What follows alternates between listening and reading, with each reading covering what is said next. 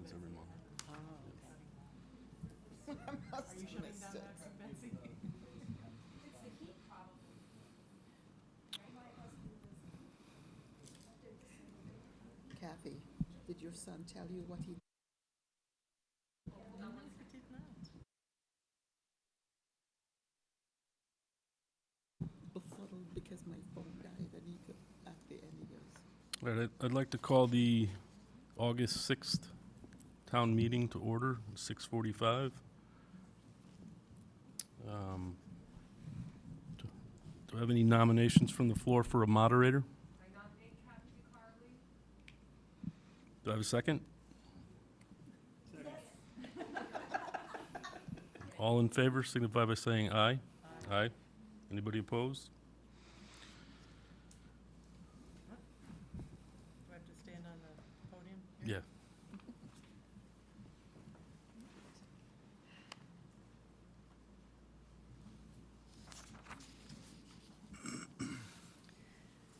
Okay, I'm asking for the warning of the meeting to be read by our town clerk, Alice.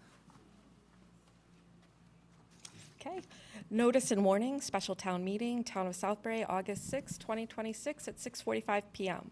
Notice is hereby given to the electors of the Town of Southbury and those qualified to vote at a town meeting that a special town meeting will be held on Thursday, August 6, 2026 at 6:45 PM in room 205 of the Southbury Town Hall, to consider and act upon a resolution to transfer $70,000 from the finance full-time account to the Selectmen part-time account.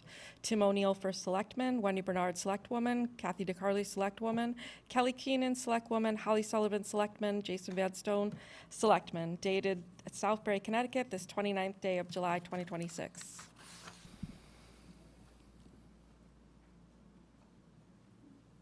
And can we have the resolution to be read by the first selectman?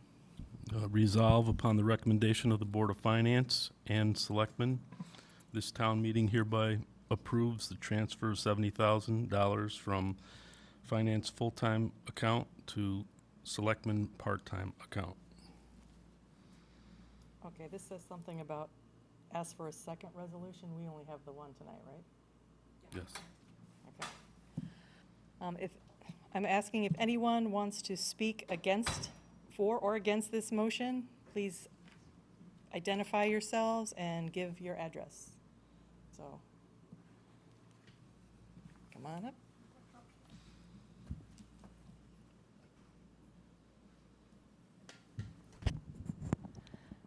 I am in, Victoria Shear. My new address, 336 Old Waterbury Road, Southbury, apartment 207.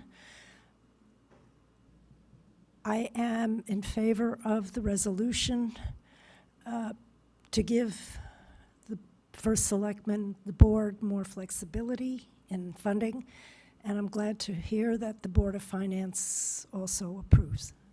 Thank you.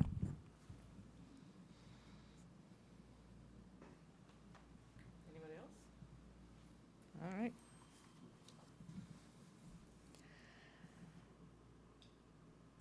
All right, so I'm going to ask for a motion, I'm not asking for any comments, if there's any none. Oh, so now I'm asking for a vote. So we're going to vote for this resolution.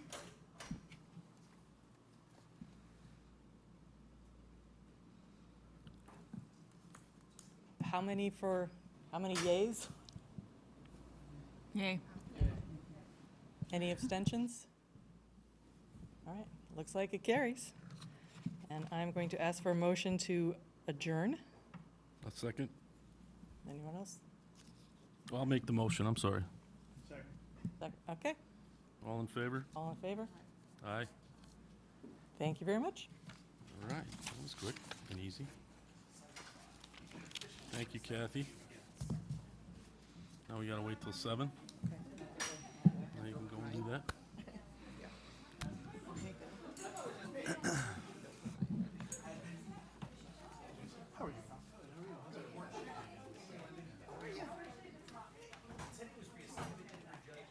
Are you on board with the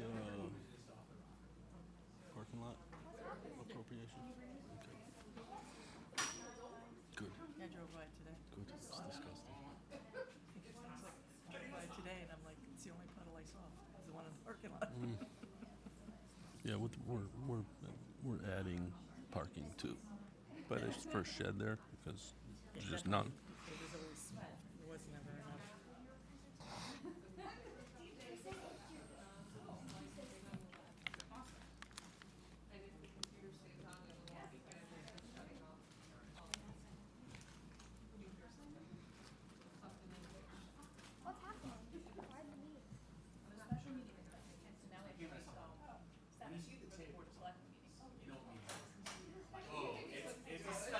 Five minutes. It was quick.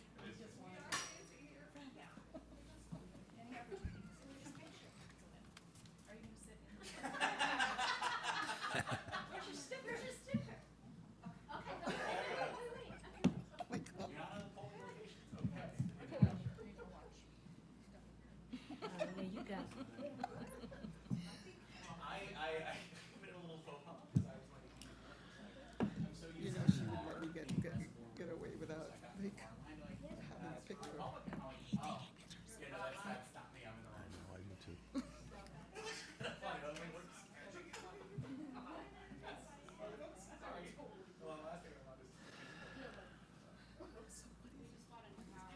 What did I miss? Keeps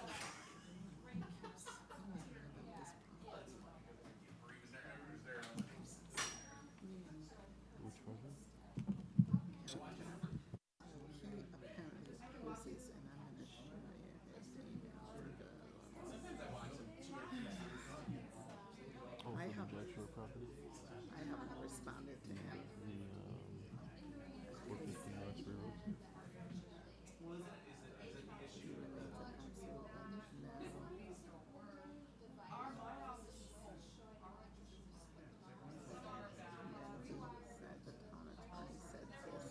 Thought that was nuts in June. Yeah, he said, I thought it was not to June, my view hasn't changed. And then he said the town attorney said that. Yeah, he gave a bunch of different options. I don't like that majority vote. And then, so he's, this is Max's email.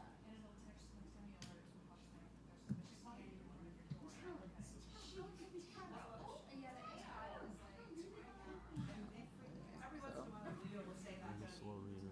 Oh. They were on vacation, we got a call from the police, and it was one of the leaves had died on the planted side and fell, and that's what set it off. Because we're like, what? Everything is fine, and then I see this one big honking leaf, and I'm like, oh, I think I know what happened.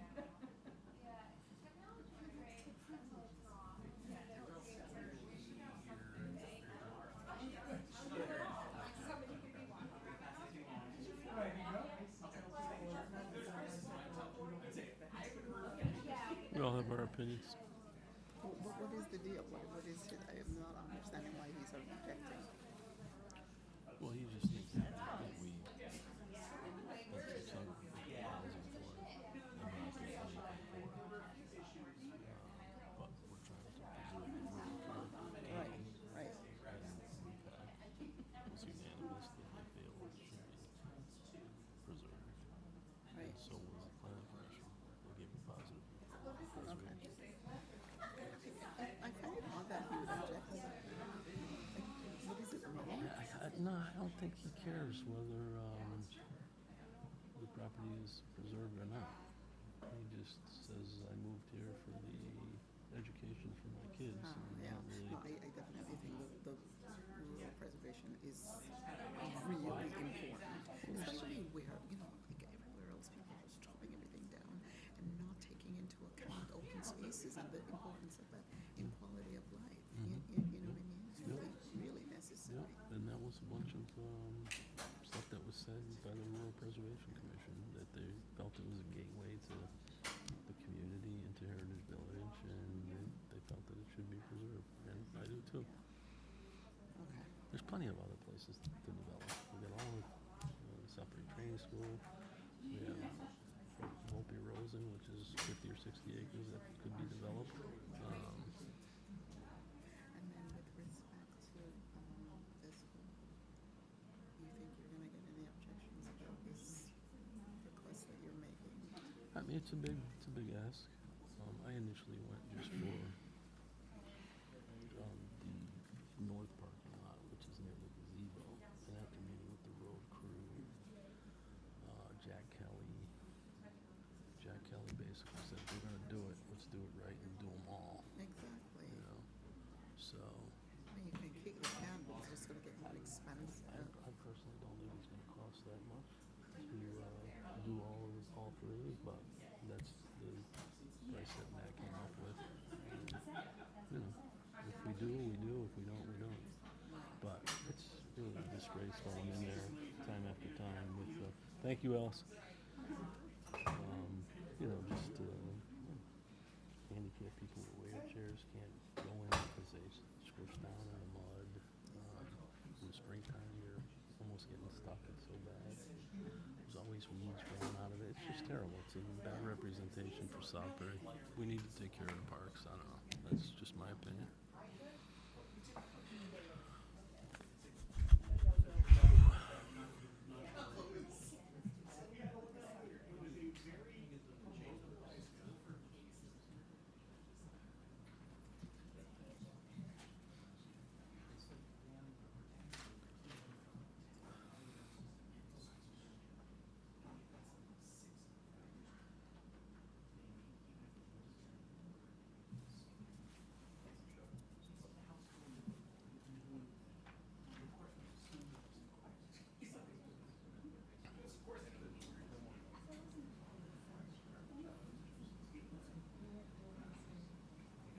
So they just disappeared. After they heard that you were the attorney, they just disappeared. She hasn't heard from them. Yeah, disappeared. Wow. I told her to tell them, you call the police, and I'm calling my attorney. And she did. And I spoke to them, and once I said I was the attorney and I wanted to understand what their claim is, they just disappeared. Wow. It was a little nit. How often does that happen? Yeah, it was a little nit, but like they probably just sensed that she was vulnerable. Mm-hmm. Yeah. I don't know where they thought she was going to get $1,500 from, but whatever. Hmm.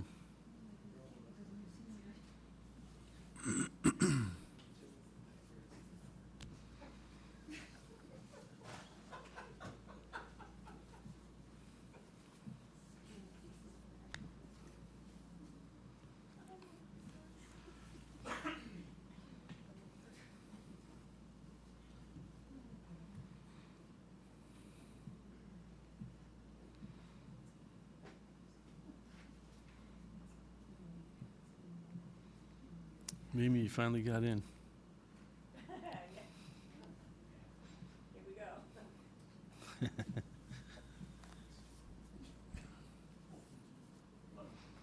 It's good to see. Sandy says a lot of good things about you. True. Full steam ahead.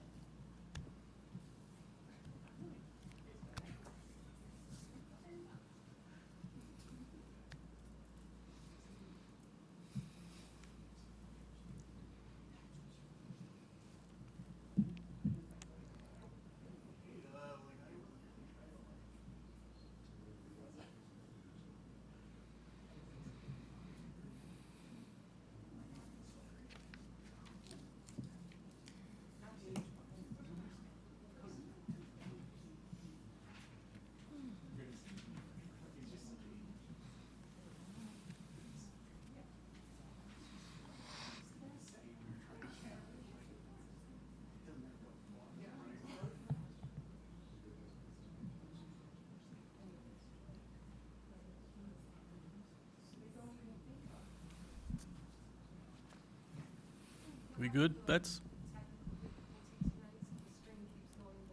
Oh, jeez.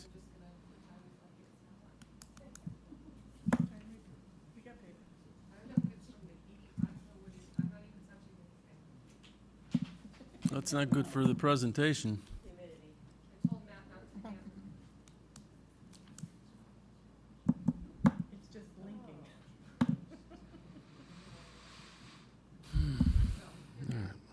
All right, 7 o'clock, I'd like to call the Board of Selectmen meeting to order, August 6th. Please join me for the Pledge of Allegiance. Oh, it's back here.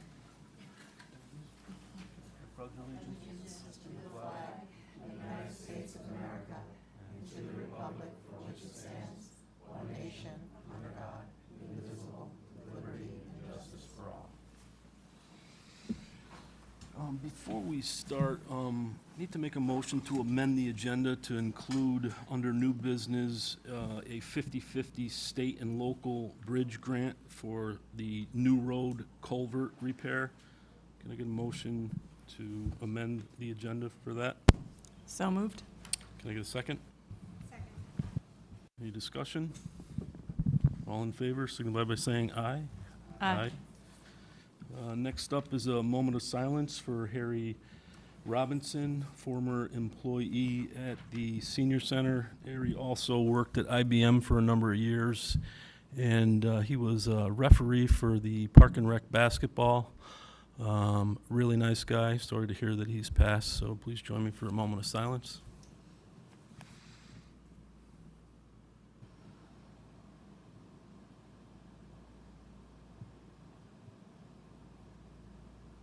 Thank you.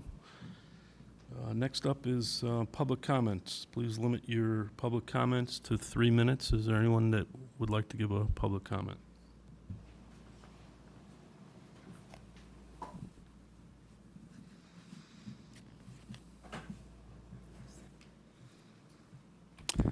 Hey, Michael Carrington, Reservoir Road. Couple things I wanted to address. This time last year, I came before this board and said I didn't think you should be doing a summer schedule. I wouldn't be consistent if I didn't bring that up again. I think that there's a lot of business that comes before the town that needs to be dealt with by the Board of Selectmen every 2 weeks. I know it's the summer, but I see no problem with you guys trying to get a quorum. If you know you're going to be on vacation, that's one thing, but just automatically, I don't think that's a great idea. I think you should be maintaining the regular schedule. Part of that is because we've got a big agenda tonight, and I think you're going to be here pretty late, and I think it would be better dispersed over the several weeks. And in the interest of full disclosure, I made the same comment to the Board of Finance, which I now sit on. I don't think there's any reason the Board of Finance shouldn't be meeting in the summer months. I'm trying to fix that. I think that as a town, elected officials should be meeting regularly for town business. Town business happens in July and August, believe it or not. They don't care that July and August are the summer months. Also, the public needs to be able to interact with their elected officials. So I know that I said this again last year. I'm saying it again. It's a little late, but I think that next year's schedule should reflect that. That's number one. And again, I'm trying to make the Board of Finance on the same schedule. I think part of your reasoning is if the Board of Finance isn't meeting, maybe we shouldn't. But that's number one. Number two, I know this is on your agenda, but I wanted to commend the work of the Strategic Plan Task Force, headed by Fred Sell, who will be making a presentation later. I know Selectman DeCarly, Selectman Van Stone were on there. I was on there. Just wanted to say what a wonderful experience that was. Also wanted to thank the members of the Strategic Planning Commission in the years prior for their hard work over the years. So I look forward to that presentation. Look forward to you guys considering that. There's a few items on here that I thought about commenting about, but I don't want to do that because as a member of the Board of Finance, I may be asked to act upon those in a little while. So I look forward to the discussions on the agenda tonight. I look forward to hearing from everybody. I think it's always good for this board to be discussing things in a reasonable way, have those discussions, have those debates. Don't be afraid. It's a really transparent thing. I commend the first selectman for always bringing these things to the table, and I commend everybody on the Board of Selectmen for always having these conversations in honest, truthful ways. Keep up the good work, guys. That's all I have to say. Anyone else like to make a public comment? Nobody else? Now's your time. All right, I don't see anybody. Next up is presentation for Public Works Settlers Park parking lot. Matt Turnowski.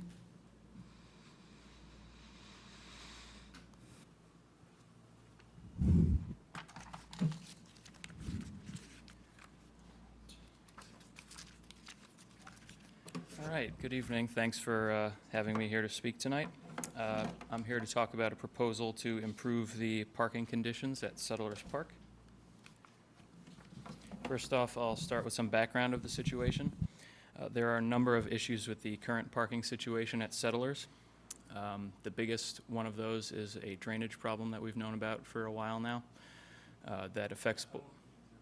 Is that on? Yeah, it's Okay. on. Want me closer? Yeah. Okay. How's that? Okay. Yep. All right, so the main issue to discuss at Settlers Park parking lots is a drainage problem that we've known about for a few years now that affects both the main and overflow lots. The main lot is the one nearest to the playground, the overflow lot being the one by the golf course. We've noticed that after rainfall events, water often takes 48 to 72 hours to infiltrate into the parking lot. It's just sitting and puddling for quite a while after storms. Sometimes it can even be longer than that with more rainfall. After the water has infiltrated or mostly evaporated, there are still muddy areas in the parking lot that cars have trouble navigating, not to mention if anyone was in a bike or any other wheeled vehicle. Once the water does finally evaporate and the muddy conditions disappear, there's still significant dusty conditions. When it gets windy, there's dust clouds that come out of the parking lots. The mud that forms there reduces the accessibility, of course, for people who are maybe less mobile. There's significant rutting in the parking lot caused by this mud and vehicles driving on it. As I mentioned, sometimes vehicles have trouble navigating or even get stuck in the parking lots. So the cause that we suspect for this condition was the nearby Pomperaug River floods fairly frequently. It's been about once a year, maybe more, in the last few years, especially. So we suspect that the river is depositing silt and other fine materials into the parking lot and basically clogging up the voids between the existing aggregate in the parking lot, which obviously slows down infiltration in the parking lot. Another issue at Settlers Park is a lack of parking. I'm sure if you've been to weekend games or events, concerts, anything, at the park, you've seen cars lined up all along Crickhorn Road on either side, despite the no parking signs that are prevalent everywhere. This is not a safe situation for emergency vehicles. If another car was coming down, an emergency vehicle could be blocked. It also damages the turf when we have cars parking, on the grass where they're not supposed to along the road. So, in response to these noted issues, the First Selectman asked Public Works to investigate further and propose a solution to them. So here are just some photos to illustrate the current conditions in the parking lots after rain events.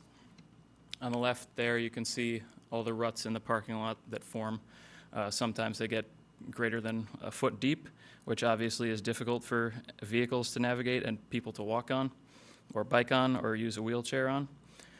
The pictures on the right are taken closer to storm events. You can see there's significant puddling going on there around the islands in the parking lots. In the bottom right picture, you can even see that it's blue sky conditions, so the water stays there for quite a while after rain events. Some additional photos of the existing conditions. On the left is the overflow parking lot near the golf course, showing that it pretty much experiences the same thing as the main parking lots after a rain. Then on the right, we're back to the main parking lot, again showing those ruts up on the top that are tough to navigate, as well as on the bottom, vehicles avoiding the usual parking areas in the parking lot because they're inundated with water. So Public Works conducted a subsurface investigation of the parking lot to confirm or deny what we suspected was the cause of this. We excavated a couple of test pits in the main parking area, and this did confirm our suspicions that silt, whether from flooding or substandard material being used, had filled voids in the existing aggregate in the parking lot and is basically causing a challenge for water to infiltrate into it. You can see the picture on the right there. That's from inside one of the test pits that we dug. The general findings in those test pits were 0 to 12 inches below grade. We found a heavily silted processed aggregate base material. You can see that's sort of the darker material that ends right about there. that no water is really getting through, or it's taking a long time for it to. Then 12 to 16 inches below grade, you can see the material gets a bit cleaner. It's a bit lighter gray, so not as much silt has infiltrated there, though it will continue to move downward gradient in future storms. And then 16 plus inches below grade is that brown native material that presumably when the park was established 20 plus years ago, that's where the contractor excavated to and put the new material on top of that.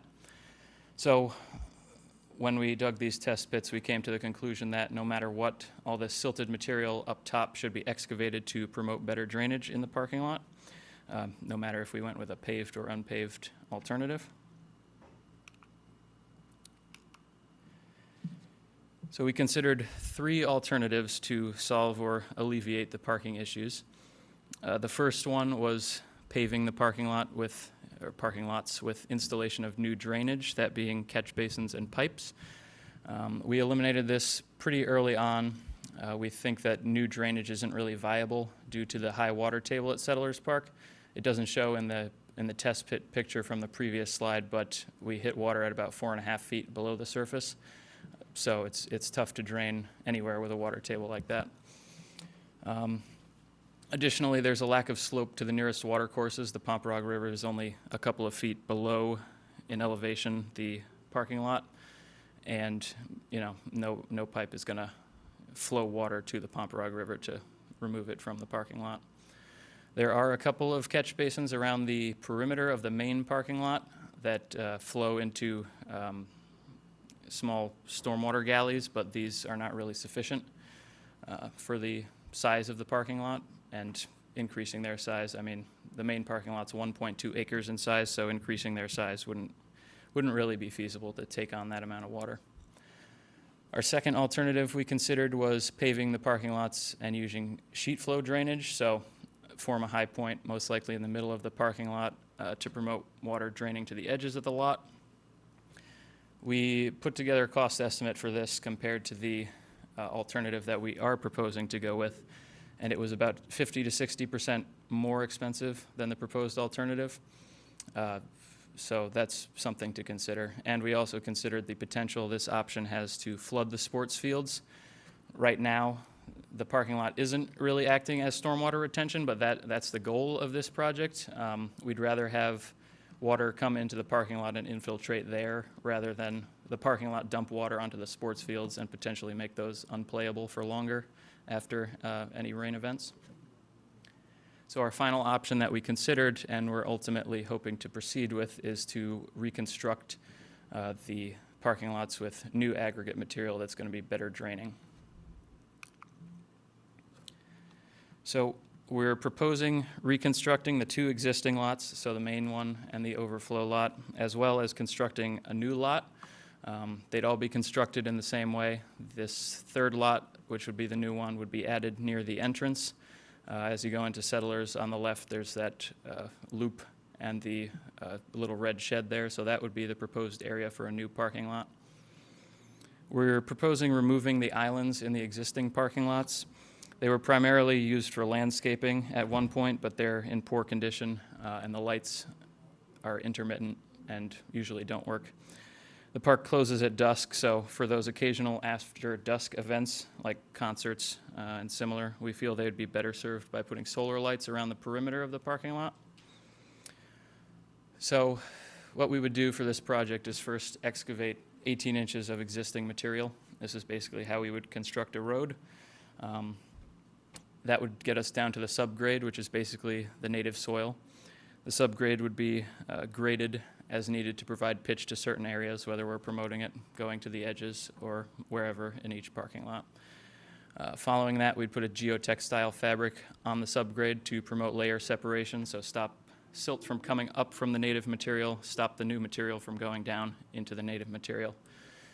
Then after that, we'd follow it with 2 6-inch lifts of subbase, which is basically larger gravel, angular stone that compacts well. And then we would follow that with a surface course of 6 inches of 3/4 inch crushed stone or similar material, which is also angular and compacts well, but also has voids that allow water to drain more effectively. This is just a cross-section of what I just described. I don't need to get too much into that, but it's just the 2 lifts of gravel subbase totaling 12 inches, plus the 6 inches of 3/4 inch crushed stone on top for the surface course.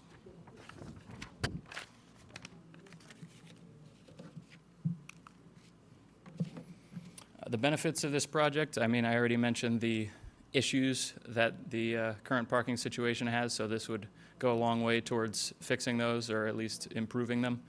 I think it's important to maintain the rural unimproved character of the parking lots that we have now. Most of our parks feature unpaved parking lots. They are more park-like than paving everything in, so that's important to me, and this would maintain that character. It would improve the surface condition of the parking lots as well as the drainage. It would reduce the rutting that we see going on in the parking lots, allow for faster drainage into the subsurface. It would eliminate the dust and mud concerns that we see in the spring and summer, as well as reduce the accessibility issues that we have with the current parking lots by, making them more level. Additionally, the new lot that we're proposing would accommodate approximately 100 to 125 new parking spots. So that would certainly reduce, hopefully eliminate the number of cars that are parking on the shoulders of Crookhorn Road when they shouldn't be. Here's a quick site plan for the main lot. It's proposed by one of our on-call engineers. They proposed a high spot in the middle and drainage generally towards the north and west sides of the parking lot. Again, this is just for reference. This isn't a construction plan or anything, but just to give you an idea of what we might do there. That's what it looks like at night. Here's a conceptual view of the overflow parking lot by the golf course. So what we would do there is clear the area in blue of all vegetation, islands, and the existing asphalt that's in there, excavate it down to 18 inches below grade, and reconstruct it as I previously described. Most likely, the lot would drain towards the golf course, but hopefully most of it would just infiltrate into the parking lot, so we wouldn't have too much runoff going there. Here's a layout of the new lot that we're proposing near the entrance on the left there. So there's the red shed that would be relocated or replaced if we, picked it up and found it was in poor condition. We're proposing that the lot would be about 150 feet by 250 feet. This would allow for, like I said, 100 to 125 new parking spaces. It's a good distance away from both the neighbor there to the east, as well as it's not impinging on any of the sports fields that exist. We would construct new driveway aprons there for that, one for entrance and one for exit to avoid traffic concerns. And the grade of this parking lot, or of this area as it exists now, is generally south, so we would probably keep it that way. That just drains towards the ponds and wetlands down there. So, I put together a combined cost estimate for the 3 lots of $916,000.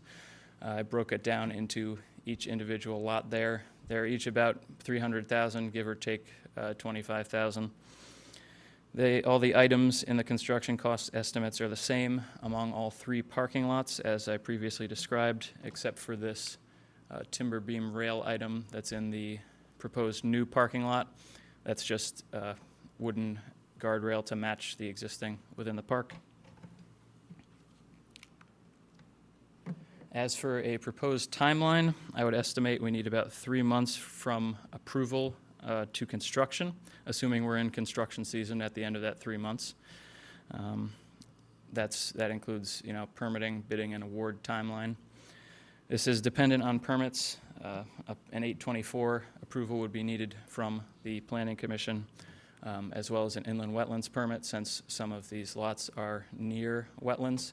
The overflow parking lot currently is partially within a wetland, but since we're reducing the amount of impervious cover there, I don't see that being a problem, but it still is a permit that needs to be applied for.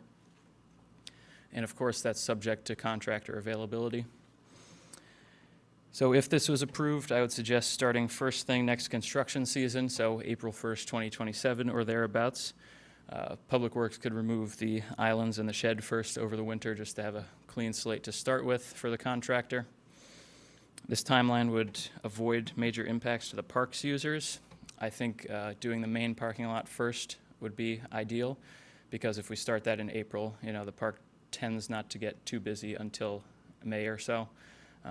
So try to get the main parking lot out of the way and then proceed to the overflow lot, which is, of course, less used. And finally, the new parking lot, since nobody's using that now because it doesn't exist, so they shouldn't have a problem with that. That concludes the proposal and presentation. Thank you for having me. Does anybody have any questions for Matt? I do. You had mentioned the geotextile. How long do they typically last? When they're, under the 18 inches of material that we're proposing, they'll last as long as the parking lot. Okay, it's all right. Good to know. And then the parking lot, once it's done, if we should decide later to pave it over, it would just be just pave it over. You don't have to like redig everything and do it again. We would probably want to excavate the first 4 inches or so, just to not change the grade of the parking lot, just leave it as is. But yeah, we wouldn't have to redo the entire thing and Okay. get back down to where it was before. So the silt was coming up from the bottom because the water table is It's high? coming down from the top, being deposited on the river, but the geotextile is just to prevent anything from coming up from the bottom, if that does Okay. happen. I have a question. Are you through, Ken? Well, I had one more, but that was, so you'd mentioned like the beginning of the construction cycle is in April. What is the end of the construction? Like, could you do some of the stuff like in November or December? Yeah, I mean, the contractor would have to submit their timeline, but just based on the scale of this project, I would estimate probably 3 months for construction. But I mean, it could get, provided everybody gets their bids in and it could get started in November and have like a lot of it done before we even start or no, am I being naive? Well, yeah, I mean, the construction season does run through the end of November generally, as long as we don't have freezing temperatures, so that's possible. Yeah, Mhm. okay, thank you. Anyone else for questions?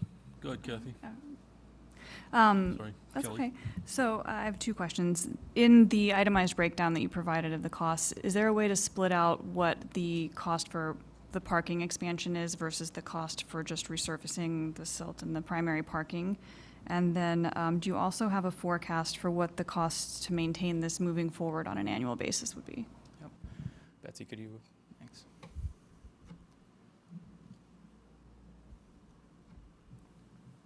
So, yes, on this slide, I've got each of the 3 parking lots. So main parking lots here, overflows here. So combining those costs would get you the total if we're just redoing the 2 existing parking lots. And then the new ones, this 320 down here. As for maintenance needs, I haven't put a number together on that, but the 2 parking lots that we'd be reconstructing, Public Works already does maintenance on those regularly. We grade them every spring, put in new material where needed, so I don't anticipate that there would be any maintenance increase there. The only increase in maintenance money would be for the new parking lot, of course, which I don't see it as significant. If this is constructed right, our maintenance should be limited to pothole filling occasionally and grading, just like we do with the current parking lots. You all set, Kelly?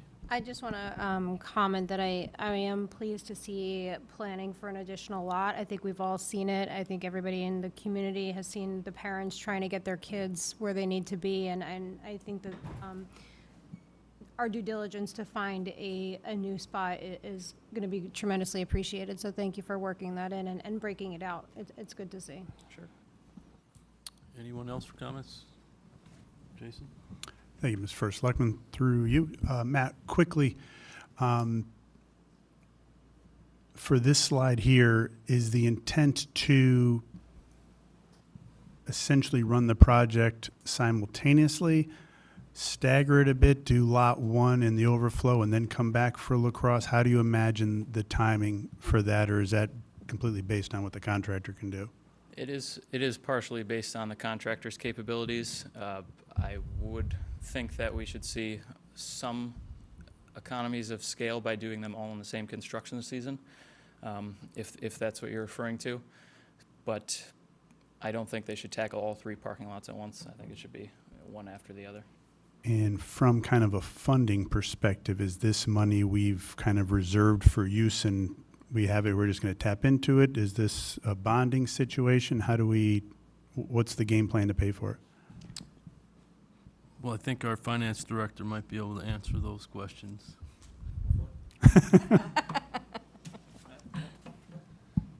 So ideally, right now, there are 2 ways to fund the project. We would put it in the budget process coming up this budget season in the paved parking lot line, where we have about $95,000 in that line right now. Or we would tap into the unassigned fund balance, which would require a town meeting, Board of Finance, Board of Selectmen approval, to earmark this project so we can get it started earlier. And how much is in that fund balance currently? Right now, we have about $11.1 million, which is about 12.8% of the total general fund, which is kind of where the state would like us to be. However, our pensions are 100% funded, so there's a little different situation with Southbury's finance as opposed to a lot of other towns. So that those are the 2 options right now to be able to fund the project. If we could wait for construction till after the budget's approved the first week of May, then I would suggest we put it in the budget cycle. If we do that, the impact, though, on the sports fields with playing and everything is going to be disrupted. So I think ideally it would be to get it approved and started in April, that what Matt proposed. I know the $650,000 tree settlement went into the unassigned fund. Yep. So, I mean, I realize it's a big ask for $916,000, but this is one of our showcase parks, and it's really a disgrace, the condition that it's in my opinion. So I would like to see it done. Is there, And a- if- oh, sorry. I'm sorry. Just one more question. And I think I would agree with the First Selectman's assessment that we got to do something, because that is an embarrassment. Having zero knowledge of parking lots and construction, is this pricing the average? Like, when I first saw the number, Well, that's a when lot of we- money. When we started looking at it, I think it was Matt and Jack Kelly from the Board of Finance and Tim and myself, and the paving number was considerably higher than this number. Yeah, sure. And when we started putting these numbers together, this is pretty much, average what it would do to construct this type of lot with the drainage situation. And for lack of a better term, is this the Cadillac way to fix it up? Is this the Band-Aid to get us to where we need to get? Is it somewhere in the middle? I don't know if this is the Cadillac, Matt. Would you say it's the Cadillac? I think it's probably somewhere in the middle to the Cadillac, but Like it a will be something Lexus? that will last for a long time. Okay. I think the Cadillac would be to pave it. Pave it, and that- unfortunately, That's the Ferrari. Yeah. That, the that would be drainage nice to situation see. was Yeah, horrible no, I when we like- looked at that, given the height elevation, like Matt said, to the Pompey River, putting, drainage in there. Okay, and for whoever knows how to answer this question, Matt had mentioned planning has to look at it. Obviously, Board of Finance is going to take a swing at this. Other than telling us about this tonight, You guys have to approve the project, and then we'll have to have a town meeting. If we do utilize fund balance, we'll have to have a town meeting to vote on the utilization of fund balance. And the Board of Finance, of course, will have to approve the funding of it. And we're anticipating voting to approve this tonight, or not necessarily? Yes. And it's, the next step would be the approval of the Board of Board of Finance, Finance, which will be their meeting in and September. then a town meeting afterwards. Okay, because I think I want to be for this, but that's a lot of information in 30 minutes to then sign $1 million check. So I'm going to be honest, I'm not too sure where I am. But thank you. May I ask, is there a way to somehow divide it from two pools of money? So essentially have a game plan to take X number of dollars from the fund balance and then have part of it go into next year's budget? Like, is there any way to break it out like that so that we're talking almost $1 million, it's a lot of money, and we do have a recommended amount that we'd like to be at. Is there a way to somehow divide, parking lot, like the removal, the preparation goes out of one fund balance and then some parts of it come out of the budget year so that it's not such a drastic impact? Is that a possibility? Yeah, for funding the project, Holly, we could do it any way that we would like to do it, and we certainly could break it into different phases and different funding sources. I guess that would be a good question for Matt. If, for doing the construction, would it be a way of holding off part of the project till the budget is approved in May? So, like, let's say just for example, and we're looking at, if potentially we wanted to take the funds that came in from the settlement, which is $600-something thousand, and we've got 600. 3 lots, so maybe preparation and main lot and overflow lot came out of that, and then the last lot to be done came out of the budget season, then maybe there's a way that it kind of balances out, that it's not drawing the whole $1 million and Yeah. kind of setting us backwards a little I bit. certainly think we could, that's an option that we could certainly do from a funding source, yes. I know when we did meet with the road study committee, the recommendation was if we were going to do it, to do them all at once and get it done. So my suggestion is not to delay it. It's simply like we have 3 parts of the project that could get us up to the new budget year, and then so that there's a contingency plan. And kind of my thought process there is the impact on the taxpayers, right? So what goes into the budget is not, it's not taking so much out of the fund balance, but also we're not hitting the taxpayers with this whole project either. If we divide it, there might be a happy medium there, but I'm not suggesting that we delay the project or in any way make it so that it becomes, that this prohibits progress. It's just about the funding source and timing that funding source so that it hits the new budget year timely. That's just my suggestion. And I think, to your point, Holly, if we are starting the project on April 1st, Right, we can start issuing purchase orders if the budget's approved the first week of May. exactly. So it would be in the same cycle. It would be up to Matt if he felt that that would be a way of getting it all complete at the same time. Just an idea to kind of balance both interests of the fund balance and also the impact to the taxpayers. And just to clarify, this motion isn't about us deciding on this budget. It's just saying this is important, You're this needs approving to the go project, forward. And yes. then there are several iterations of approvals and, analyses to get us to the point of, as Holly's saying, where's the money coming from? How will it be allocated? So we're just doing one small step today. Correct. Okay, thank you. Jess, if I could clarify that clarification then. So, but this is our one swing to say we're cool spending $1 million. This is, you are voting to approve this Okay. project. And then we'll go to the Board of Finance in September. for Kelly? funding. So I might have missed this part, I probably couldn't hear, but how much is currently in the unassigned fund after earmarks come out? We have $11.1 million in the unassigned fund balance. Now, the state of Connecticut requires us to keep a percentage in there for 12.8%, which is kind of where we are at right now. We get a little break only because we are so well managed and our pensions are fully funded.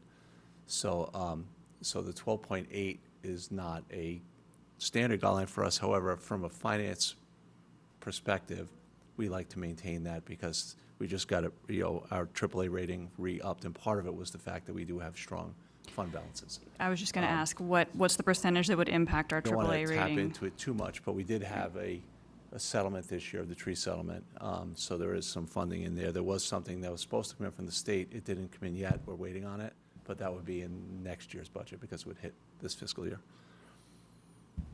So I just have one concern, why I would rather do it sooner versus later, because if if the construction season starts in April and we're looking to start the project in May and it takes 3 months, that's the whole soccer season, isn't it? Like, wouldn't it be more beneficial to start it the end of this year?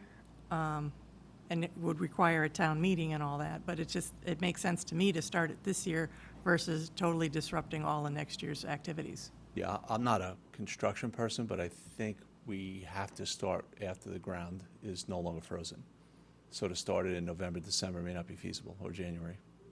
I mean, it would be I- like the removal part you could do. I'm not saying start throwing the rock down it, but I mean, at least all the prep work you could get done in November so that, you're already like a month ahead of schedule. Yeah, and I think that's what the proposal from Matt was, is for our public works to excavate the concrete curbing and islands out of those parking lots, because they're no longer. Yeah, and I think with the 95,000 that's in paid parking lots right now, they could probably do that work without having to tap into any of this. Okay. Also, one of my concerns with delay is, yes, the number is considerable, but it would not get cheaper if we, kick the can down the road. No, My presumption, anyway. given that most construction is driven by the cost of oil, it's not coming down right now, so, Sorry, a question. Go ahead, Kelly. Yeah. Have we gotten any feedback from Parks and Rec directly about are they getting complaints about the park? I mean, clearly, the photos are very compelling, and I have 2 kids in sports, so I spend most weekends, April through November, at that park. But have we gotten feedback from Parks and Rec about the usage, the impact, any specific safety concerns that can help kind of substantiate the need to do this now versus in the next budget cycle? I have not at the moment spoken to Megan about that. This is just based on our observations. Public Works is always in the parks too. But yeah, her perspective could certainly help show the need for this as well. Yeah, she did send an email out earlier today saying that we don't have enough parking for the concert series in July, nor the sports practices. Hopefully the repairs could create additional parking spaces. People were turned away from one concert due to lack of parking, and cars were mistakenly triple parked for one of the concerts because there were no lines, and people blocked cars in. When the lots are filled up for concerts and sports, people park along the fence in the road, on the grass, and even in the fields. With those community garden plots, they keep requesting parking spaces closer to the garden, which I think this new proposal by the shed would eliminate that. That's what she ended up sending today.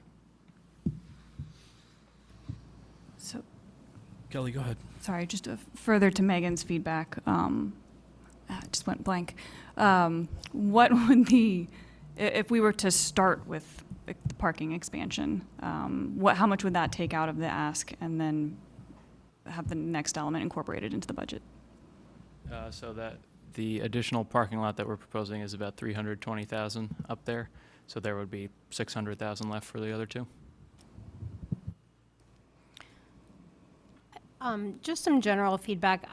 I do wish that with a nearly $1 million expenditure that this board had a little bit more time to, I'm trying to ponder the usage of that money coming out of the reserve fund, and it's serving part of our population, but there's also a large part of our population of Southbury that doesn't utilize that park. And I just some general feedback that I do wish that this board was given a little bit more time to think about the impact on the bigger community with this kind of financial request.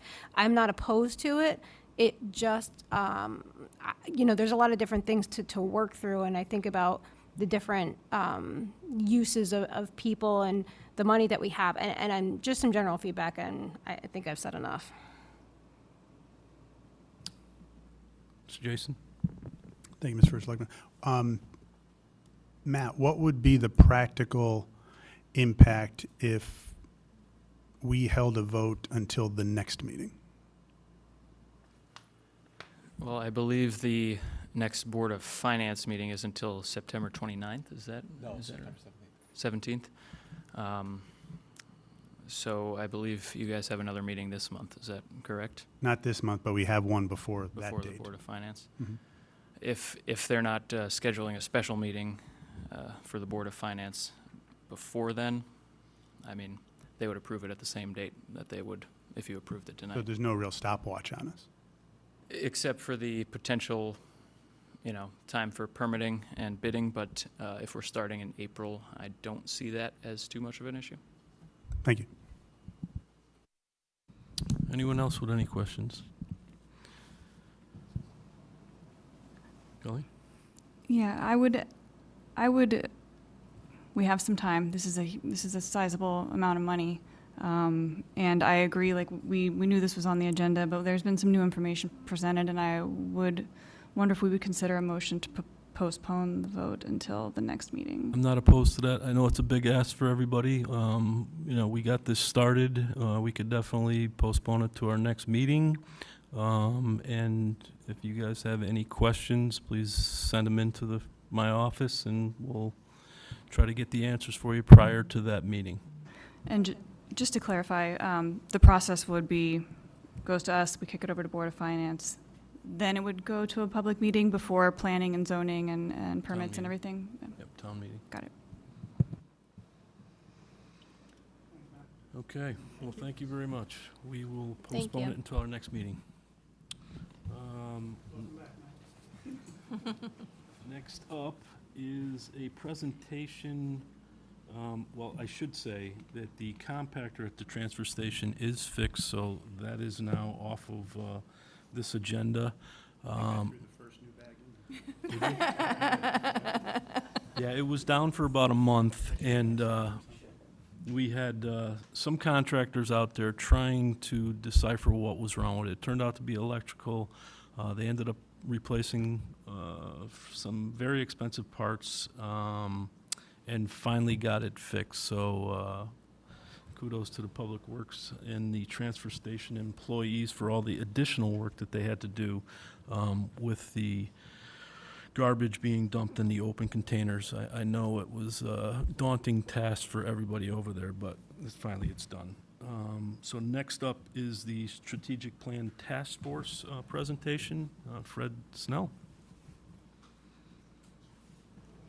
Thanks, Matt.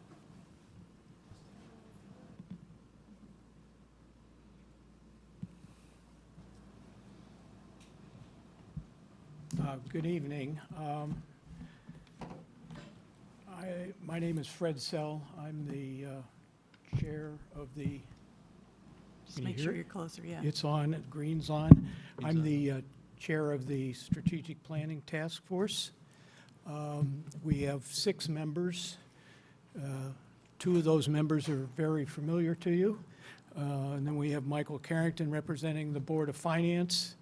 And then 2 of our citizen members here. We have Bob Engel here on the left and Adam Brill, who participated in this effort. If you recall, the board formed a strategic plan task force in March of this year. Our assignment, as we've interpreted, was to identify the needs and issues pertinent to a strategic plan and develop 3 to 5 goals with 3 to 5 strategies for updating the plan for the board's review within a 6-month time period. The purpose of tonight's presentation is to explain the plan and the process we used to develop it so that the board can make an informed decision about its adoption.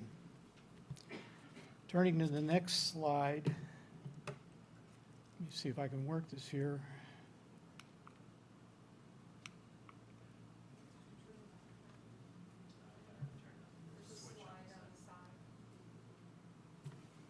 Oh, it's on, huh? There we go. Turning to the next slide, I'd like to explain the process that we used. After our organizational meeting, the end of March, we had 8 working sessions over the next 4 months. We were informed.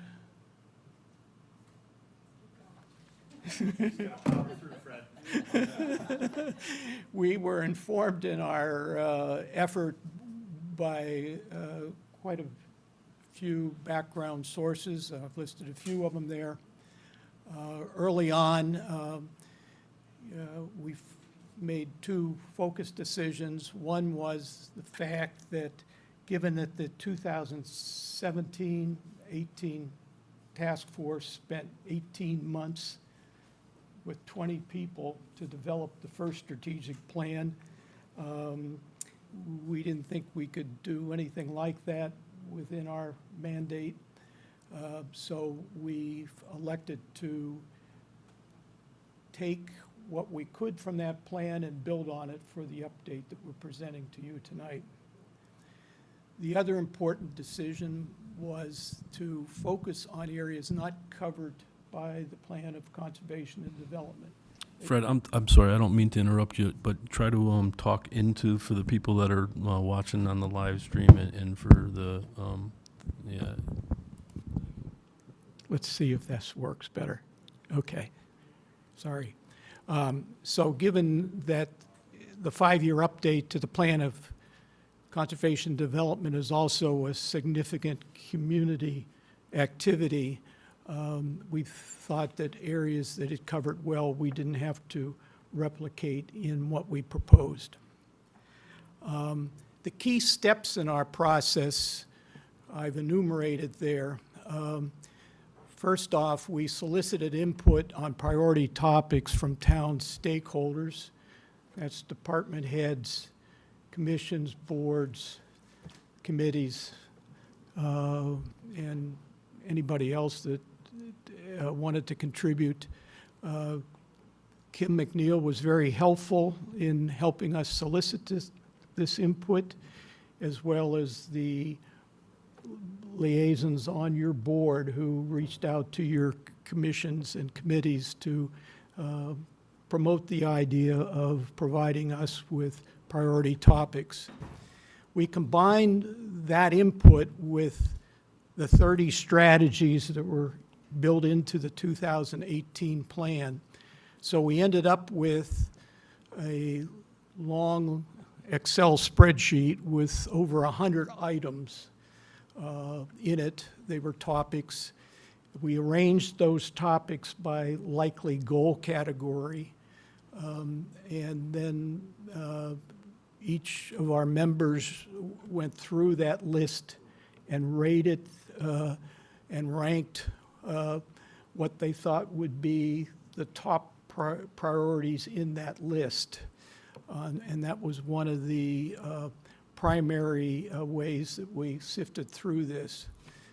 We then distilled the topics based on that prioritization into 3 to 5 strategy themes for each goal. And then following that, we conducted several rounds of drafting and refinement of the goal statements and strategy statements that we're going to present to you tonight. So that was our basic process. It's taking a whole lot of information and funneling it down into something. And if you've ever gone through that effort, it's a little tasking, okay? Before presenting our proposed plan, I'd like to step back a moment and talk about the purpose of a strategic plan and the structure that we use to organize it. Yep, this is, we jumped it. Oh.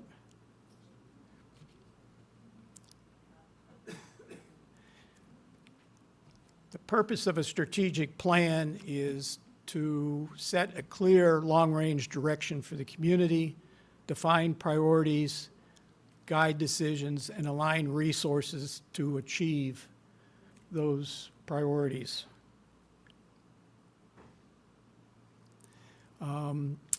The task force is presenting an updated plan, and it's built on recognized best practice, which indicated a two-level framework: goals, the outcomes we seek, and strategies, the approaches we'll use to achieve the goals. Actual plan implementation will require town government to develop action plans in collaboration with key stakeholders. Before I leave this chart, I want to highlight our use of the word stakeholders. We use that a number of times in this presentation, and it's meant to designate specific people, department heads, or town entities, boards, commissions, committees, but also include community partners, anyone who can have a role in translating the strategies into coordinated, measurable achievement.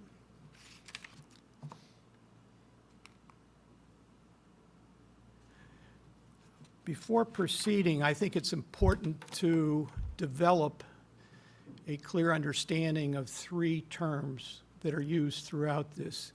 And as I say there, it's also important not only to understand them, but to consistently use them.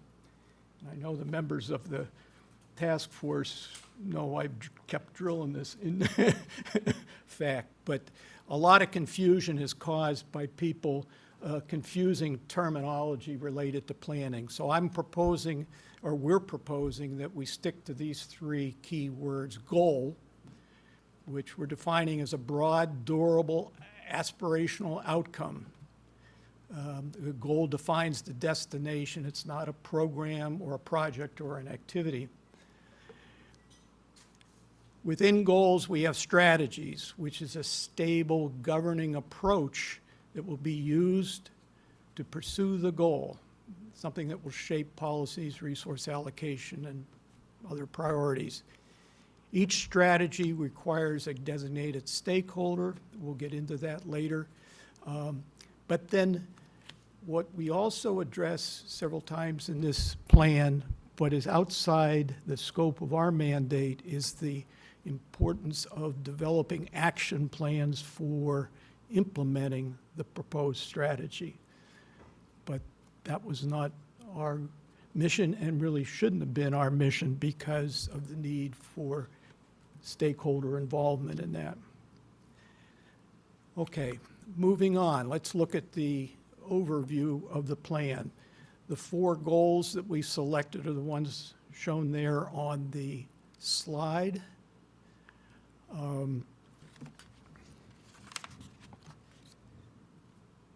You can see the goals are in fact broad and aspirational.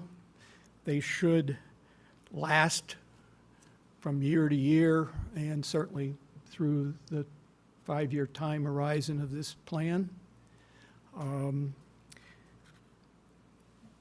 We'll get into the details of each goal on the following slides when we look at the strategies associated with those goals. But let me just refer you to 3 items on this slide. One is the top line is what we call a title, and it's simply a reference title for easy reference in conversations and so forth. The second line are the goal statements themselves, or I mean the goal titles, which are short action verb-led phrases. The intention here is to have something that our citizens can quickly grasp the aspirational intent of the goal. The goal statement underneath defines the intended scope of the goal, and again, it does not describe specific programs, projects, or initiatives. Okay, go to the first goal, keep Southbury affordable. Arguably, affordability is one of the most talked about topics in the public domain right now. It affects both young and old. The strategies we present on this page focus on the approaches the town government can take to help address this issue. 2, deal with relieving property tax pressure on residents.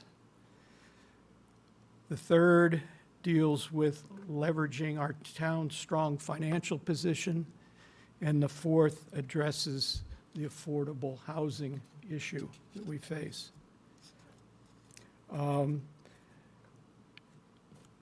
Growing the commercial industrial tax base has been frequently discussed by our boards and commissions. What is needed here are concrete action plans to actually accomplish it. Targeting tax relief for qualified residents is a topic that is currently being discussed by a working group. There may be other possibilities beyond the current focus that are worth exploring. Southbury's strong fiscal discipline certainly contributes to keeping Southbury affordable. Our favorable municipal bond rating is one indication of that.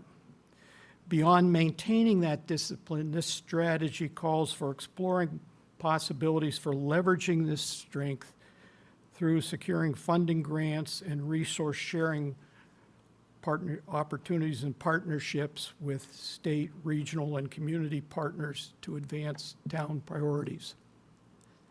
And finally, the need for affordable housing has also been well discussed in the community. There are several initiatives underway right now that are covered by this strategy, and there may be more possibilities that can be developed.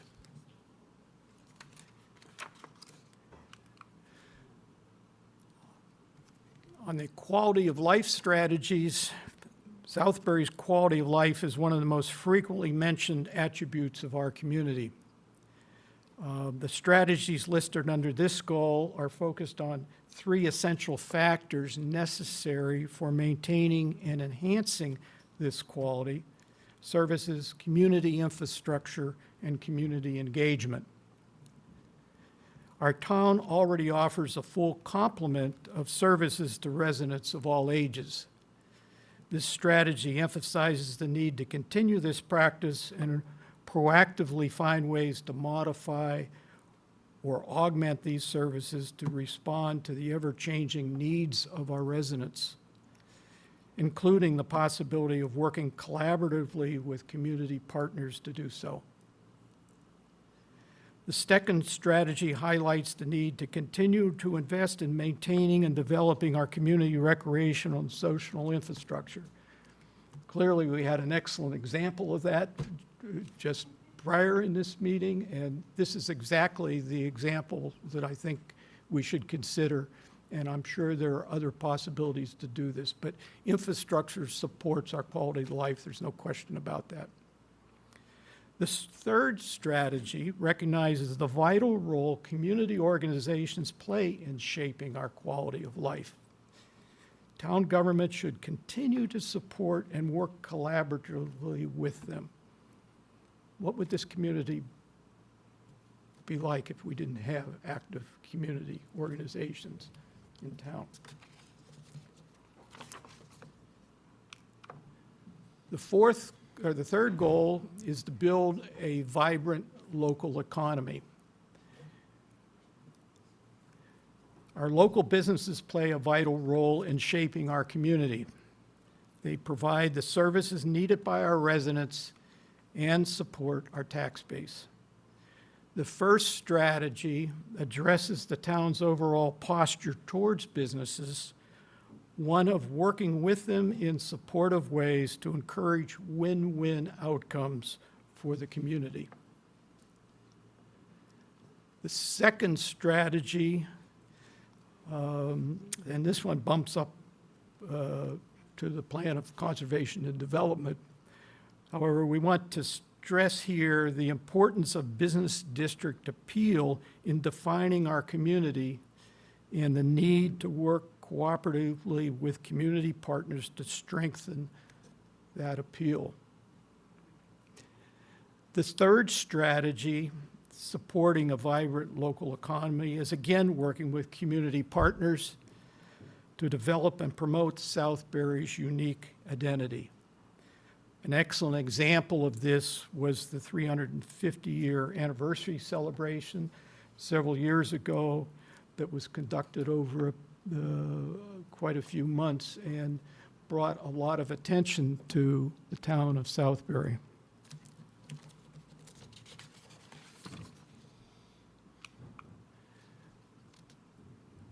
We've provided 5 strategies here for improving Southbury governance. The first strategy focuses on ways to enhance our town government service and response capability in a cost-effective manner. The next strategy recognizes the critical importance of citizen volunteer participation in our town government in various capacities. This strategy is intended to overcome recent trends of declining citizen involvement in civic affairs. Not only affects our town, but it's prevalent across the country. The third strategy lies mainly in the domain of the Board of Finance. However, effective multi-year capital planning for the town requires timely input from all town departments on priority needs. We saw an example of that again tonight, and the recent presentation to the board on IT upgrades is also an example of what this strategy contemplates. The fourth strategy addresses one of the primary functions of town government. This strategy calls for continued proactive measures by town and its partners to ensure community safety and preparedness. The final strategy for improving Southbury's governance is taking the necessary steps to implement the strategic plan once it's adopted. This concludes the presentation of the proposed goals and strategies, but before wrapping up, I want to turn your attention to proposed revision to the 2018 plan's vision and mission statements. Best practice prescribes starting the planning process with drafting a vision and mission statement for the town. We reviewed the 2018 plan statements when we started our process. To complete our plan, we circled back and revised these statements to align with the proposed goals and strategies we have presented tonight. They serve as a short summary of the plan. If you're interested, Appendix 2, which is attached to the presentation, which I'm sure you'll see at some point, provides a side-by-side comparison of these proposed revisions with the 2018 version. Let me conclude now with a brief recap and suggestion of next practices. The task force has proposed an updated strategic plan organized around 4 goals and 15 strategies that establishes a clear long-range direction for the Southbury, defines priorities that can guide decision-making, and provides a framework to align resources for Southbury's future over the next 3 to 5 years. Regarding possible next steps, we believe the task force has fulfilled our assigned mission. The ball is now in your court to discuss, modify, and adopt the plan, and then hopefully take the required steps to implement it. Thank you. Great presentation. Anybody have any questions for Fred? No? No? Okay. Thank you very much. Great presentation. Betsy, could you please turn the heat up a little bit? I don't know if anybody from outside, it's probably increased about 10 degrees since we sat down to begin the meeting.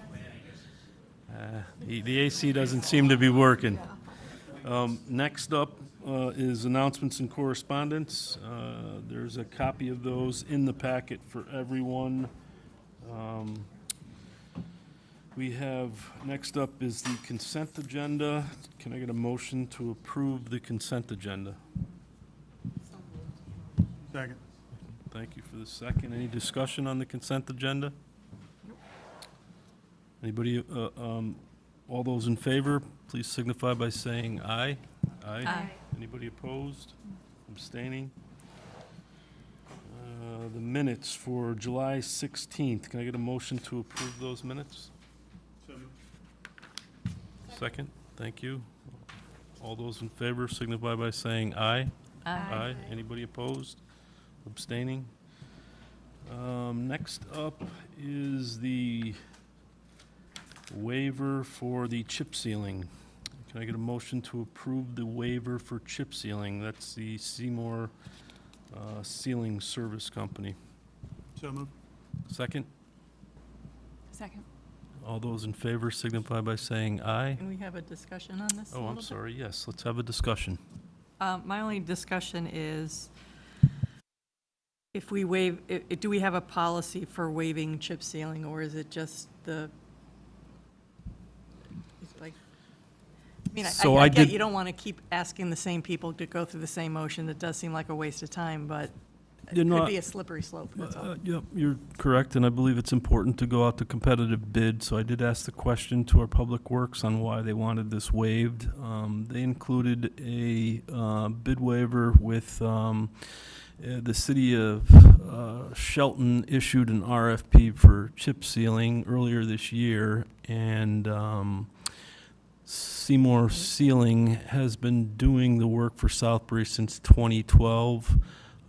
Public Works is happy with their work. They seem to be the low bidder in Shelton.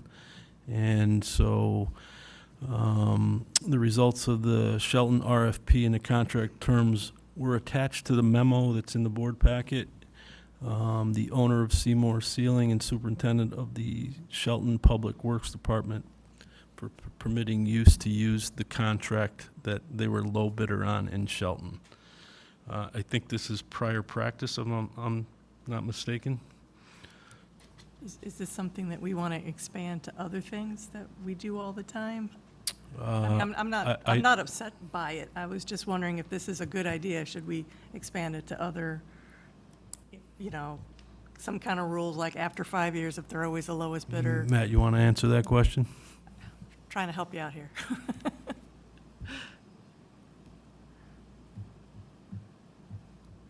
So, yeah, chip sealing's a bit of a unique one because a couple of years back, well, as Tim mentioned, we like Seymour Sealing a lot. They do great work. They're good with the residents. A couple of years back, another company started, I don't know if it's targeting the chip sealing bids that Seymour was bidding on and trying to underbid them on it with what we believe is an inferior product. So we are just trying to avoid the potential of us going out to bid, getting this company Oh, going getting through a the lesser whole, product because they're trying to, okay. or going through the process of disqualifying them when they haven't worked for us in the past, which is kind of a tough thing to do. I don't really see the need for doing bid waivers like this on too many other things. We do occasionally request to piggyback off other town contracts like this, but for services that we spend a lot of money on each year, there's usually either a state bid or we go out to bid. This is kind of a unique situation for it. Matt, may I ask, so with this company that we've dealt with before, if there's ever, a situation where a road starts to fail, do they warranty it? Do they come back and fix it? Like, is that a relationship that we've had before? Yes, yeah. That, last year they had a road where I suspect the temperature was just too low when they applied the chip seal, and it didn't quite take. Over the winter, the plow dug some of it up, and they're replacing that free of charge this year. Okay, that's good to know. Thank you. Anyone else have any questions for Matt? Go ahead, Jason. Not really a question, but congratulations. Thank you. We kind of blew by your promotion in the consent agenda. Thank you. I appreciate the opportunity. All right, anybody else, any questions? No? Can I get a motion to approve the bid waiver? Did we already do that? We did that. We did that. We had Just have to discussion. vote, right? Okay, all those in favor of waiving the chip sealing signify by saying aye. Aye. Aye. Aye. Anybody opposed? All All right, motion carries. Next up is unfinished business. This is, number one is this short property on 415 Roxbury Road. This went to rural, the RUPAC, and they unanimously voted to sell this property to the Southbury Land Trust for $1. It was referred to the Planning Commission, positive referral on June 16th, with the condition that the town remain an interest holder in the property. Planning Commission did say that they would transfer it to the land trust with a conservation easement on it. Anybody that knows the property, it's directly across the street from our affordable senior housing Grace Meadows. This was a property that was targeted by Region 15 for possible development of a elementary school. You know, going to the RUPAC meetings and discussing it with members there, most of them felt that it's a gateway into our community, worthy of preservation, also into Heritage Village, worthy of preservation. I am particularly interested in preserving it, but I'd like to open it up for discussion for anyone that has any questions on it. Any board members? So, Kelly? yeah, I have a couple of questions. So what's being proposed is we would retain ownership, but we would transfer stewardship to the Southbury Land Trust, or is it, can you kind of reframe that for me? So, yeah, there's a number of ways that this could be conserved, and I asked Joe Ruggiero to attend the meeting because he is a wealth of knowledge, and I will ask him to step up to the mic and describe what the different proposals could be. Yeah, so if you have some specific questions, I think the proposal from RUPAC and their motion was that the land trust should, there's two different steps. You own the property, or you can have a conservation easement on the property where you basically can keep an eye on it, if you will, and watch over it. But you don't have actual control of it. So if for example, it would be sold to the land trust, if we would own it, then the town might have the conservation easement which would put restrictions on what we can do and how it's managed and so forth.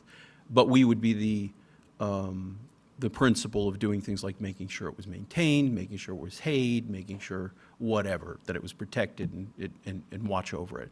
If it was flipped, the town could own it, and then we would consider taking a conservation easement. We wouldn't be an actual operational control of it. The town would continue to be. So those are really the two options. And then, of course, either way, it has to be an agreement between the town and the land trust, and we have to come to terms with how we want to do this. And the assumption is, of course, that you want to preserve it.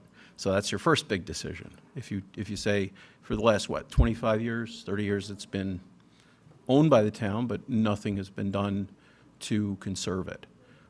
So that's the first big decision. And then working out which is the best option is really between the two groups. Does that kind of answer it? I had tried to explain all this in that big, thick 12-page document, and I know there might be questions associated with that. I think your document was really helpful and very thorough. When you're speaking I was on a of- bender. I could tell. Sorry. When you're talking about conservation and maybe even usage restrictions, Sure. it would be, what would be the limits or what would be considered Sure. to make it an effective use of the land? Right. And I think 25 years ago, whatever, it was 1996, 1998, I forget the specifics. So I think when the reason they spent $650,000 on this thing was there was an imminent plan to put 10 houses there. and they wanted to prevent that, and they felt pretty strongly about it. I think even the Shorts maintained a 10-year right to hay it and that expired eventually, and then the town just sort of took it over in terms of keeping it as status quo. So when we take on a fee property, which means when we own it, we get typically someone to maintain it, and it's part of the stewardship of the property, right? And within restrictions. And we do that on Phillips Farm, Platt Farm, all different places that we own. And it's a lot of responsibility. And you're supposed to get money to help make that happen, but we kind of handle it on our own. We raise money and do things so that we can continue to do the stewardship. And we make agreements with folks to do haying or other types of agriculture, because then we barter for that. We don't get money, but we get labor. And that way we can say, okay, well, you go clear those invasives or maintain these field edges or whatever. So that's the type of thing that's required associated with being responsible for a property in perpetuity. Long time. So other questions you may have? I hope I'm not going too far afield. But. Some of the questions that did come up were, what happens if the Southbury Land Trust goes defunct? Yeah, so what if we got hit by an asteroid? Sure. We have provisions in place for those things. Every land trust in Connecticut is supposed to have a game plan for this, okay? Most of them have used in the past, the Nature Conservancy was the backup organization, okay? More recently, there's been changes where the CLCC, the Connecticut Land Conservation Council, which is kind of the overseer of land trusts, they're not really in charge of them, but they're really the state organization, are trying to come up with even a better plan. And then in instances where some land trusts have started to evaporate because they just don't have they never had staff, we have staff, we have a whole structure, but other ones, smaller ones like in Barkhamsted and places like that, they were really small, just a few handful of people were doing it. So those folks merged with other land trusts. That's the other tactic, is you get together with a bigger organization and you maintain the things that go on. So we have a game plan for that. I'm not really concerned about that.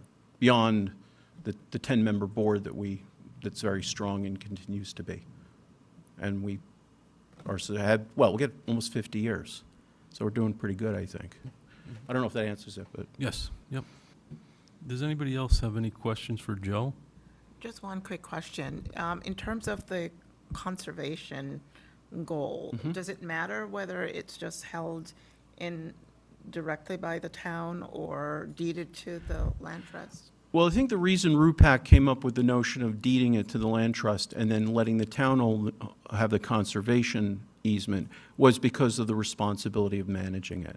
And it's really been managed by George Stone over the last number of years. And so I think he continues to do that for like $1 a year or something of that nature, and I think he derives a benefit. I never got an answer from what the benefit was, but he derives some benefit from the hay product that they get from that field, okay? We'd probably continue the same model, and I know we've done that in other instances, but we tend to be careful about making sure that somebody who does that is sustainable and that we can make sure that we do those on typically a 5-year schedule. We say, okay, we have a 5-year agreement maybe with a farmer or a relationship so that as part of the management we can evaluate their performance and how things are working out and then revisit it. I'm not sure if the town has a lot of property like that. I can think of a few places maybe up in the Purchase that may be hayed, but the town's not big into dealing with agriculture all the time. This is iconic. It just sort of looks pretty. They hay it, they fertilize it. We'd probably do something just similar, but maybe it could sustain some other agriculture too. I don't know. I hope that answers the question. Anyone else have any questions for Joe? Kelly? Yeah, I have a follow-up question. So when you talk about the way that it can be used and haying and whatnot, is there a way to kind of maintain something on the pollinator pathway? Yeah, that's certainly possible. Agricultural products, there's been corn, there's been hay. Mm-hmm. I think they had rye in there. Whereas on the hill, to again, the farmers are not gonna do any work for you. You might have it for a few years be pollinators, and other years, there's another reason why it was saved, so. I just think of that as like, as a way to kind of increase curb appeal and visual appeal Sure. without having to add parking. We don't have to do that. We do it on other properties because it might be pretty to have the pumpkin patch back in the fall. If those are around who remember the pumpkin patch, it was a very low-impact event on the property before it's in the easement, or, we work with the town on that, so I hope that. Referral from the Planning Commission, and in the referral, they did say that the town of Southbury should hold a conservation easement for an additional layer of restriction and protection on the lot. June 16th, the Planning Commission voted the positive referral to the Board of Selectmen to sell the property to the Land Trust for $1 with the condition that the town remain an interest holder on the property through a conservation easement in perpetuity. This will need to go to a public hearing, and all can vote on whether or not we feel this property should be. Mr. First, point of order, Mr. First Selectman. On the agenda, it clearly states as an update. It does not say in potential action as every other agenda has whenever we have had action. So I don't think it'd be appropriate for us to vote on anything other than having our update tonight. Okay, that's fine. We could put that on new business in our next meeting. Thank you, sir. Before or after parking lot? I'm just kidding. Thank you. Thank you, Joe. Appreciate it. Next up is the Larkin Path update, and what I have here is the Naugatuck Valley COG is going to require engineer plans for the crosswalk. We looked for them to possibly fund that crosswalk. They do not have the funds to do that, so it's looking like we, as a town, are possibly going to have to fund that. I will bring this again to the board on our next meeting. Next up is new business, and that is the Settlers Park parking lot.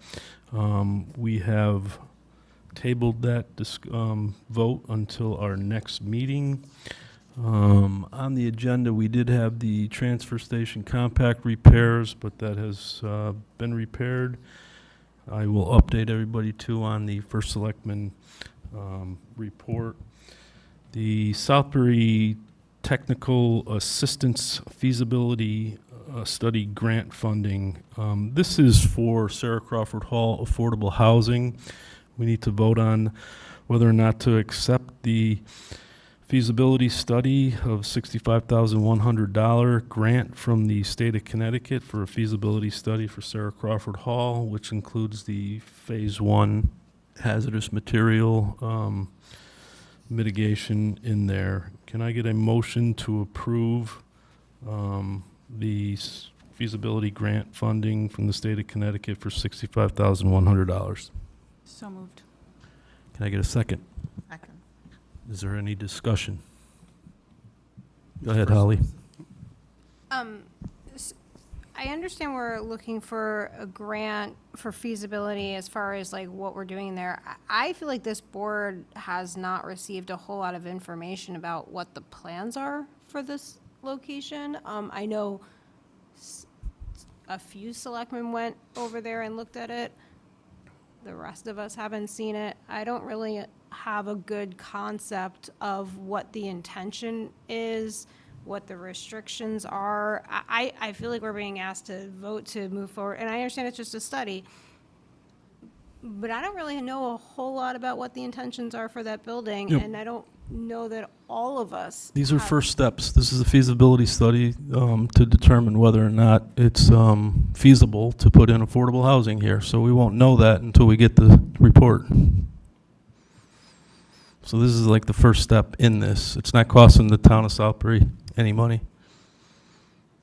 State of Connecticut is willing to fund this.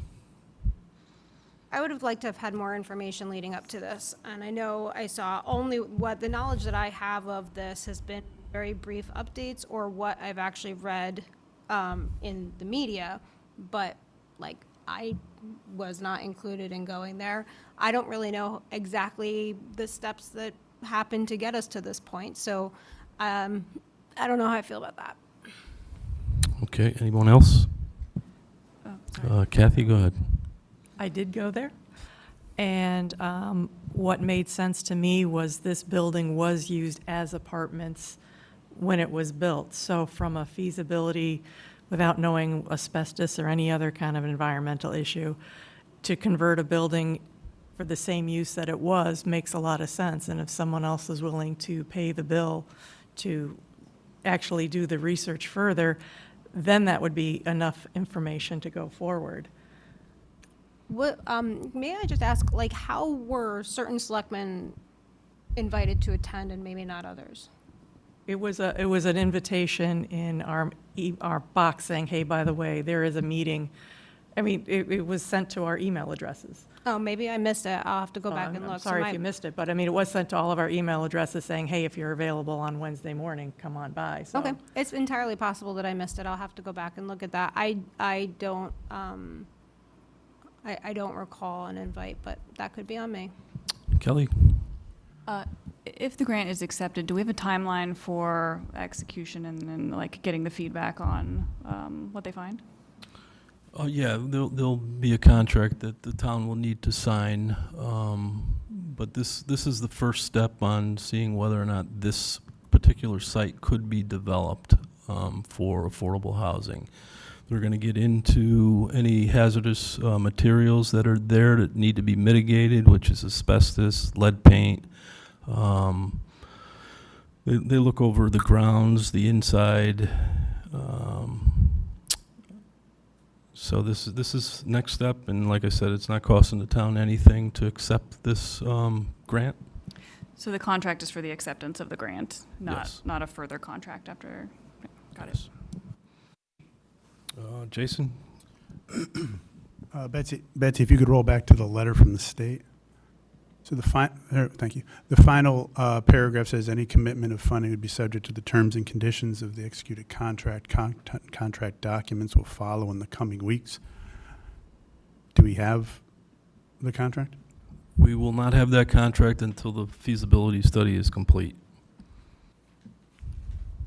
I'm sorry, we won't have that contract until it's accepted by the Board of Selectmen to follow through with the proposed $65,000 grant. Maybe I missed, so the contract isn't the document that accepts or okays our participation in the grant program? We have to accept this grant first before we get the contract from the state. The Board of Selectmen has to approve this, and also the Board of Finance will need to approve it. I guess, so what's the contract say? Like, I guess I'm just principally opposed to saying, yes, I'm okay with something that's going to be put into a contract without seeing the contract. So if the contract isn't the rules that govern this grant, which we may be agreeing to tonight, I guess it feels like a chicken and the egg type thing. It doesn't. So for just from a legal perspective, you would say, yes, we would like to move forward. A contract would be presented. You would read the contract to determine whether or not you're amenable to its terms, and then there would be a final commitment of funding, which is then based on that acceptance of the contract. So So it's when- not like you're trapped into a contract if you say, we would like to get this money. Now we're saying yes, and they would say, okay, if you want the money, here is the agreement, and then you would have the opportunity to decide whether to sign or not. You can't pre-commit to signing something you haven't seen, and it would not be prudent. Exactly, and that's my point. So if that is the premise we're working under, when this contract comes in the coming weeks, it'll come back to this board to approve the contract? Yes. Okay, if that, This is the first step to approving the grant that was proposed by the state of Connecticut. Per our charter, it has to be approved by the Board of Selectmen and the Board of Finance. all right, so just so I understand what I'm voting on tonight. Tonight, we're voting on the idea of accepting this in principle, which will then trigger the state giving us this contract to do it with detail, and then we will also okay that detailed contract. Yes. Okay, thank you. Anybody else? Discussion? I would, just for the record, I am continuing to look for an invitation for the May 11th visit, and I don't find it in my inbox, so I'd like to clarify that, please. Okay. Can I get a motion to approve the Southbury Technical Assistance Feasibility Study Grant funding by the state of Connecticut? So moved. Can I get a second? Second. All those in favor signify by saying aye. Aye. Aye. Anybody opposed? Nay. Anybody abstaining? I'm going to abstain just because I'll yes or no on the final contract. Okay, motion carries. Next up is the long-term mural care preservation. This is a discussion and possible board action establishing a task force for long-term mural care and preservation, and that is David Merrill's mural in the town hall.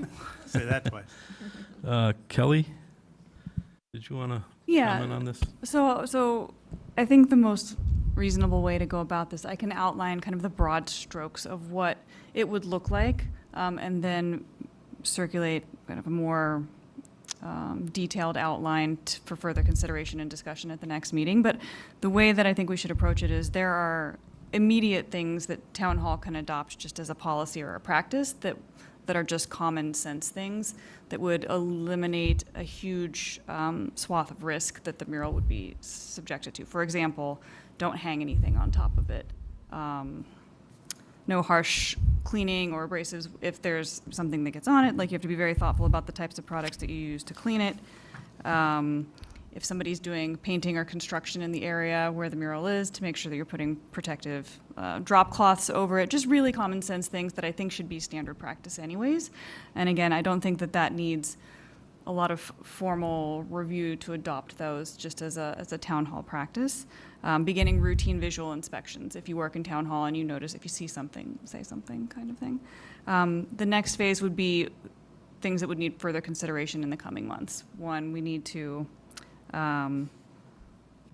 figure out what the plaque is going to say. We want to install a plaque that identifies what the mural is and that it's an important asset to the town and gives a little bit of history on the artist. So that's going to take some consideration and probably a little bit more work gathering all the historical records that we have associated with the mural and putting them in a consolidated place so we start to establish an archive.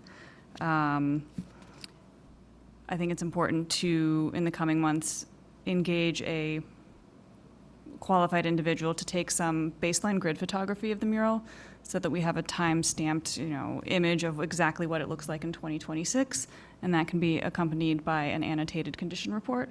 I can draw on my professional experience here as to how we would go about obtaining that and what the cost and impact of that would be, but basically we were establishing a baseline of this mural moving forward. I think it would be important in the next couple of months to establish a protocol in the event that something does go wrong. So if it is vandalized or, something terrible happens, people know that it isn't something that can just be done by the average person. Like, you have to approach a qualified individual to make those repairs. So having those rules and protocol identified ahead of time would be very helpful. And then the long-term aspect of this is, how do you maintain this going forward? If this is something that we intend to care for as an asset of the town and as an important piece of our cultural heritage, how do we establish who's going to do it? How often are they going to do it? Who's going to ensure that these protocols are implemented and followed up by? And that's kind of where this, I don't necessarily think task force is the right term for it, but just who's going to be responsible for the oversight of this mural on a daily, long-term basis, with the understanding that staff changes, boards change, but that mural is going to be there forever. So that's kind of the broad strokes of how we could proceed with this. Escalating costs, like the immediate action, there's little to no cost in the coming months. There's the plaque, which we've already voted and approved costs for, and, photography and condition reports. So I'm trying to be quick, because I know everybody's hot and tired, so. Nice to have an expert on the board, though. Before let's act on it. Can I get a motion to approve long-term marital care and preservation? So, So moved. Can I get a second? Is there any further discussion? I'm sorry, is there an actual motion with, like, what's the language we're voting on? To Create this, create a long-term task force? marital care preservation task force. Or plan, not necessarily a task force. yeah, it could end up making more sense, and again, I think once everybody has an opportunity to look at what the best-case scenario steps would be, it could be determined that this isn't necessarily something that you would want a task force or a group of volunteers to do, but perhaps, it's an extension of Parks and Recreation or somebody at Town Hall, or the Historical Society. We might look at this and say, there's already a pocket where this could exist, and with a little bit of professional input on, kind of the nuanced way to care for a public work of art, it can be done without reinventing the wheel. So it would be a motion to approve long-term marital care and preservation plan. Well, we don't have a. How do you want to phrase Yeah, it? I don't know if we're ready for a motion. I think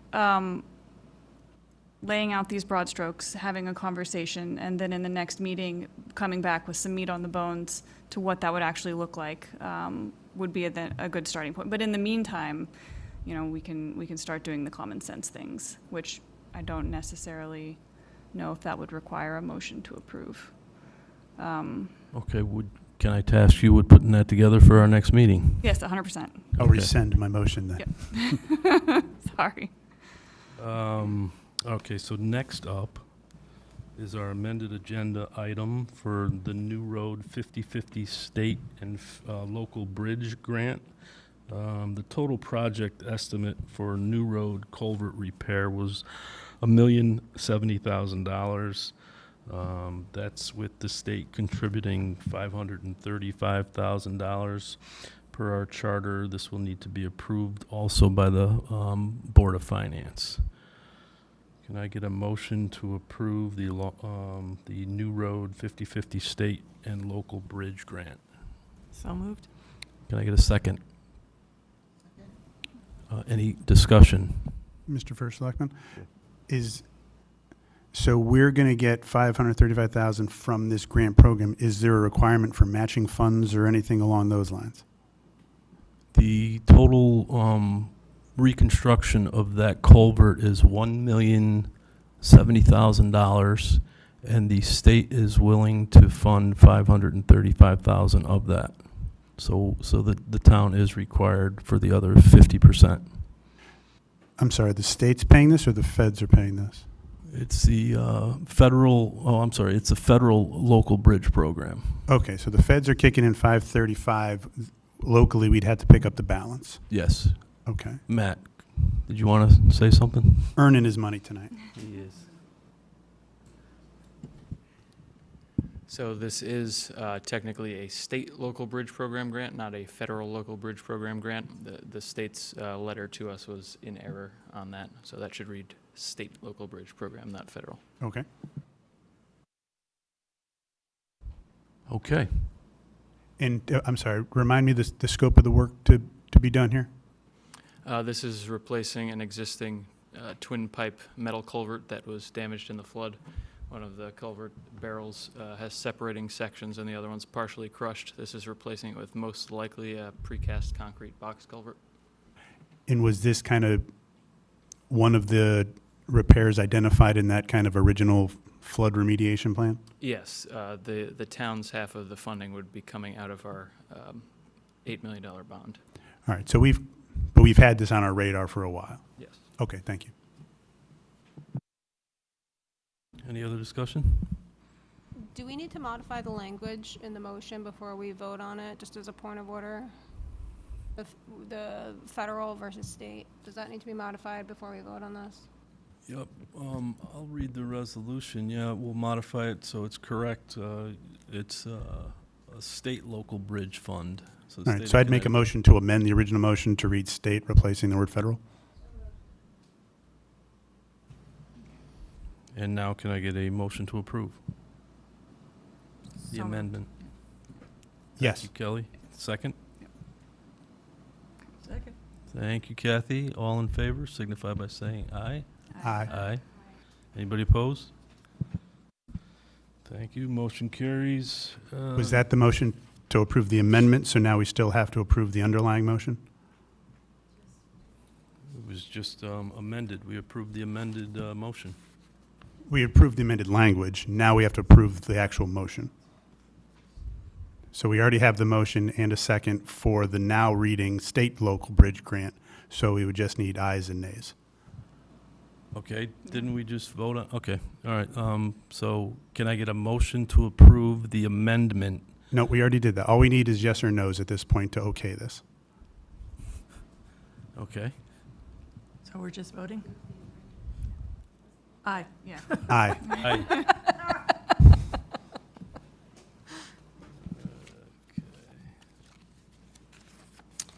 Next up is First Selectman report. And again, it's rather lengthy. Already touched on this with the trash compactor that's back in service. Pleased to report that it's back in service and repaired.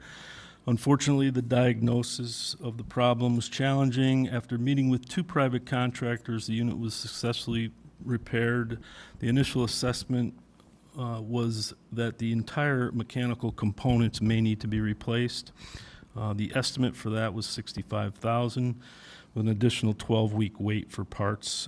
Before committing to that expense, we sought another opinion and found the initial repair was wired incorrectly. I appreciate everyone's patience while this trash compactor was out of service.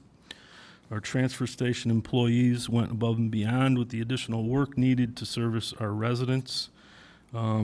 This particular trash compactor is 26 years old and definitely needs a annual preventive maintenance service agreement.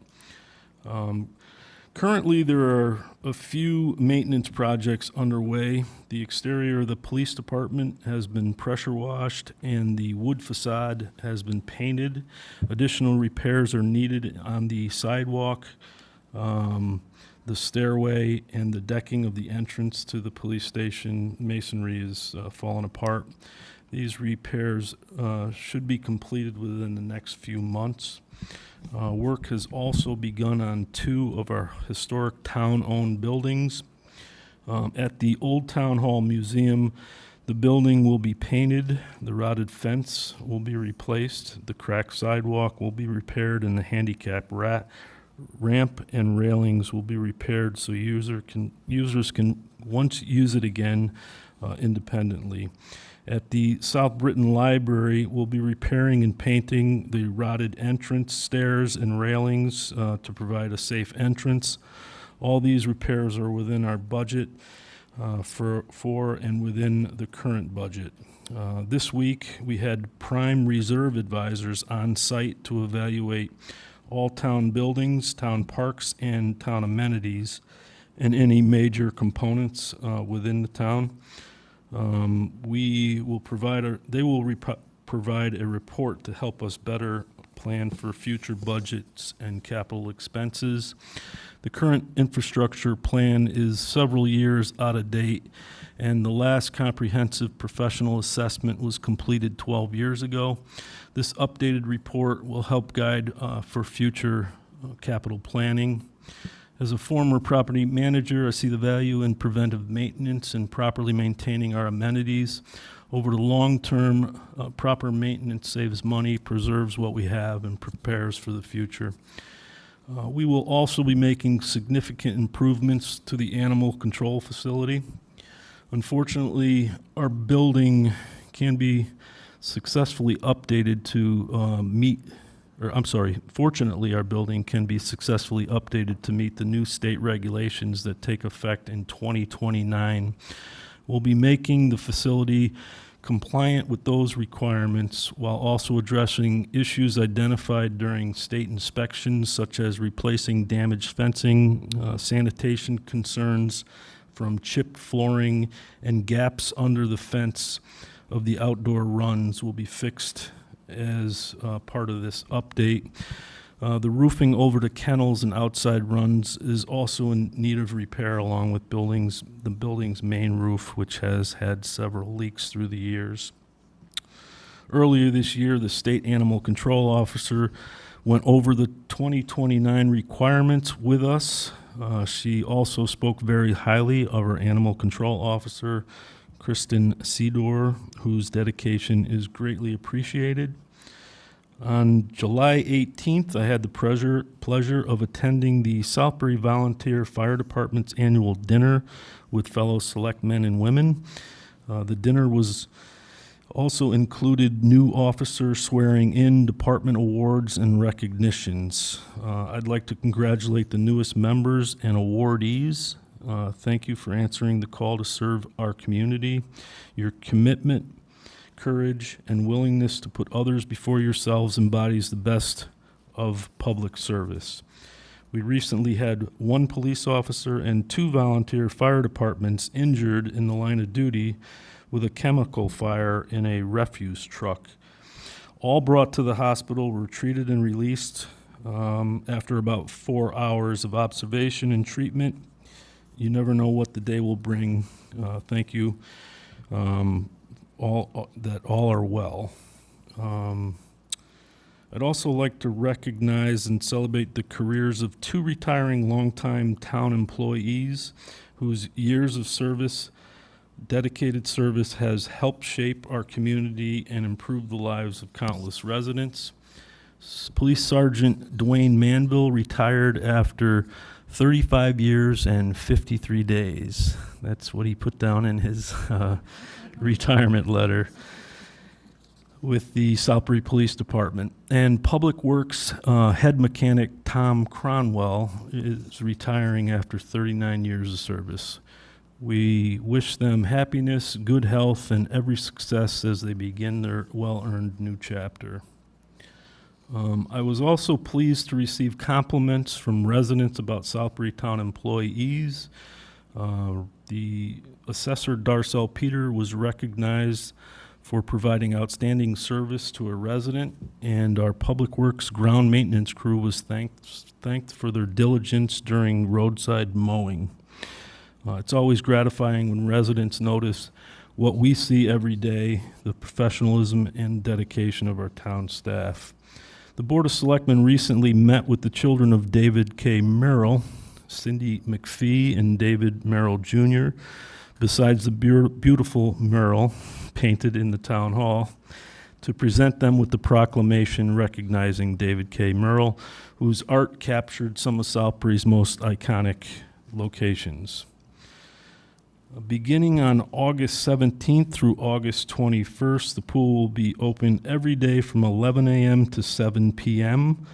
The pool will close September 1st through the 4th due to the lack of staffing, and open Labor Day weekend, Saturday through Monday from 11 to 7 p.m.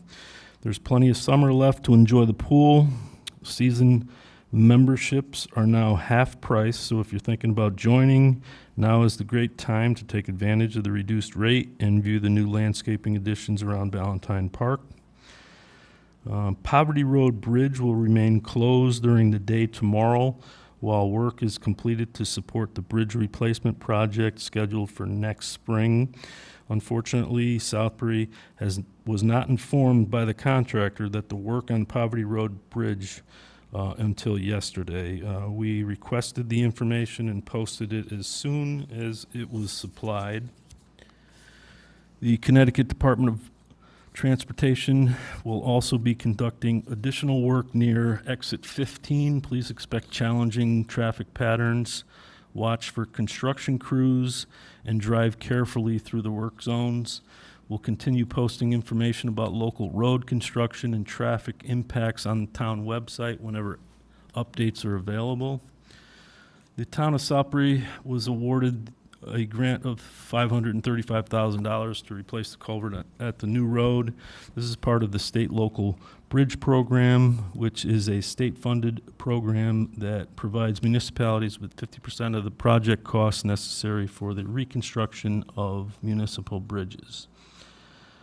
On Tuesday, August 18th at 6 p.m., Southbury will host a free presentation, Coexisting with Coyotes. The master wildlife conservationist, Jenny Apple. Living in Southbury means sharing our community with wildlife. This presentation will cover coyote behavior, current management efforts, and practical ways to coexist safely. It's a great opportunity for anyone interested in wildlife and nature. I don't know if anybody's been over to Settlers Park, but there's a number of times that I hear the coyotes behind the pavilion. So it'll be good to learn a little bit about them. Pomperaug River Watershed Coalition continues to meet at Lake Stibbs on Thursday evenings in their attempt to eradicate the invasive water chestnuts. Volunteers are welcome and appreciated.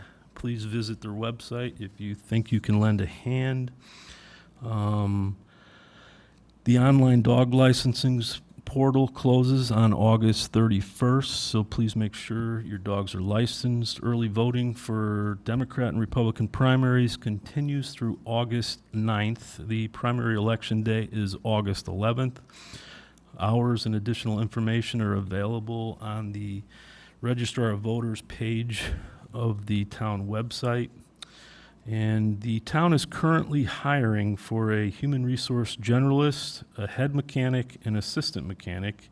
If you're interested in serving your community, please apply.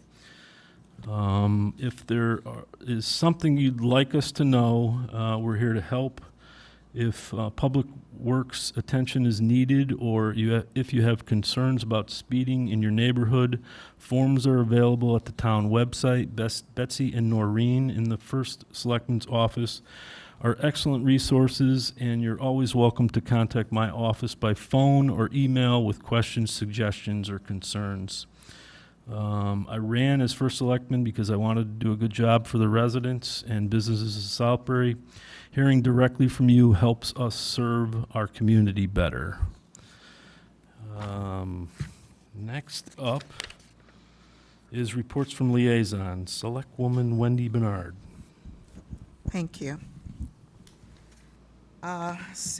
My committees have meetings coming in the future. So for IPOC, there's a meeting coming up on August 19th, and Senior Services Commission will meet next on September 16th, but I am in the process of doing our first planning meeting for the pro bono clinic, and a few attorneys have already volunteered, including the wonderful Michael Carrington, and we look forward to our initial meeting with Kathy, who is spearheading this initiative. Also, RUPAC will meet on August 12th, and I think let's see, make sure I have that. I'm sorry. September 14th, excuse me, the tax abatement working group will meet on August 12th, and I will defer to Selectman Jason Van Stone for the July 29th meeting notes. And that is all I have tonight. Thank you. Okay, Selectwoman Kathy DeCarly. Okay, July 21st was the Energy Task Force meeting. They finished the survey, which delineated where the wetlands are. This was in regard for the connection point on Kettletown Road for the solar panel arrays. The target is still July/September to finalize the land lease agreement. And we're still working with Laredo Engineering, and would like to have all that done and before the planning department meeting in September. Okay, local permit application package complete and handed in September to the planning commission. Receive says review. The next step would be to monitor and coordinate with the retaining wall and develop a construction coordination plan to be discussed with Matt, which you probably know more than I do at this point. Okay, the strategic plan we heard about, and the SMMR2. We do have 4 responses for the RFP from Tetra Tech, MSW, RRS, and Waste Zero. And I believe we're going to be keeping Matt more informed with what we're doing up at there. At this point, the only commercial that's being allowed to dump at the transfer station is for local businesses. Farmers would be willing to sponsor a possible food scrap program as long as there's no meat involved in the food scraps. We had a discussion regarding recycling. Recycling's a little bit tricky and is getting very expensive because if there's anything in the recycling bin that doesn't belong in the recycling bin, they end up dumping the whole thing into the trash anyway. So that's going to be a lot of education in the future. And yeah, so trash is way more complicated than you would believe. Right? And the library did not meet because they're on their summer hours. Okay, Selectwoman Kelly Keenan. So none of my commissions or committees have met yet. LEPC and EDC both meet on August 18th, I believe. Parks and Rec's not meeting this month, but I do want to highlight they are doing another Welcoming Waters sensory-friendly pool party coming up on August 21st, I believe, from 7 to 8:30 p.m. RSVP is required so they can make sure they're meeting the lifeguard standards for that. But I believe the first event was very successful. It's exciting that they're doing another one. Thank you. Selectman Holly Sullivan. Region 15 is still on their summer break, and they have not yet met, but once they do, I will fill you in. Thank you. Selectman Jason Van Stone. Thank you, Mr. First Selectman. Conservation Commission met. Much of the discussion was going over the fiscal budget from the last year when they came in just about $1,000 under budget, so well done. They were able to secure some items that can be used, I'm not going to say in perpetuity because they'll go down, but tools and things like that they could use for the next fiscal year. And they have some plans for a boardwalk, some bench work. It was the last meeting of the Vice Chairman, Rob Isbell, who is moving out of town, and we replaced him tonight with Mimi. Congratulations coming on board. Look forward to working with them again next month. EMS met as well. Chief Grillo from the police department joined us in that meeting. Much of the discussion there was about kind of enhancing a reporting mechanism to allow kind of lay people like us to see the reports that are coming out of EMS and maybe understand them a little bit better, as well as maybe adding a bit of a narrative for things we should be looking at and understanding. That's kind of it's been an ongoing discussion, but I think we're getting closer and closer to a tool so people can really see the good work that the Southbury Ambulance Service and our dispatchers are doing, be able to understand it pretty clearly and easily. Wendy mentioned IPOC is coming up. Strategic Task Force, won't go over that whole thing again. Tax abatements, yes, we met on the 22nd and the 29th of last month, and we come back next Wednesday, so it's been a very active commission. It was decided at the 22nd meeting that we're essentially going to silo all the potential ways we could offer tax abatement, whether it be to seniors or veterans or historic buildings, things like that, tack each one at a time so the group could have a working knowledge of each issue rather than potentially muddying the waters with crosstalk back and forth. The first topic that we began tackling at the 29th meeting, which will probably be a number of meetings, is veterans. So we went through what the current opportunities are that the town offers veterans, as well as what the state mandates, and then kind of discussed what additional opportunities the state potentially allows for us to further that abatement for the veterans group. And I'll co-sign the nice remarks you got for Darcel. She's been a wealth of knowledge in that and kind of guiding us and answering all our dumb questions. And she knows it backwards and forwards. So that's kind of where tax abatement is right now. And I'll conclude my report with that. Do you know if there's an end date, target date for them to finish up? I'm going to regret saying this. Yes, there's a date we'd love to report to this group. We're trying to target early Q1 of next year, which for at least some recommendations. I wouldn't be shocked if you get a veterans recommendation. Maybe we're still working on seniors or historic barns, but the game plan would be to get it early enough next calendar year where we might be able to implement things for the next fiscal budget. Yeah, that's why I asked. Okay, good.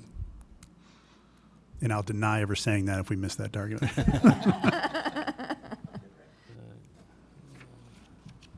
I get a motion to adjourn?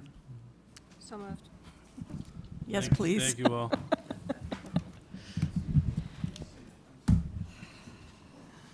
Hey, Holly?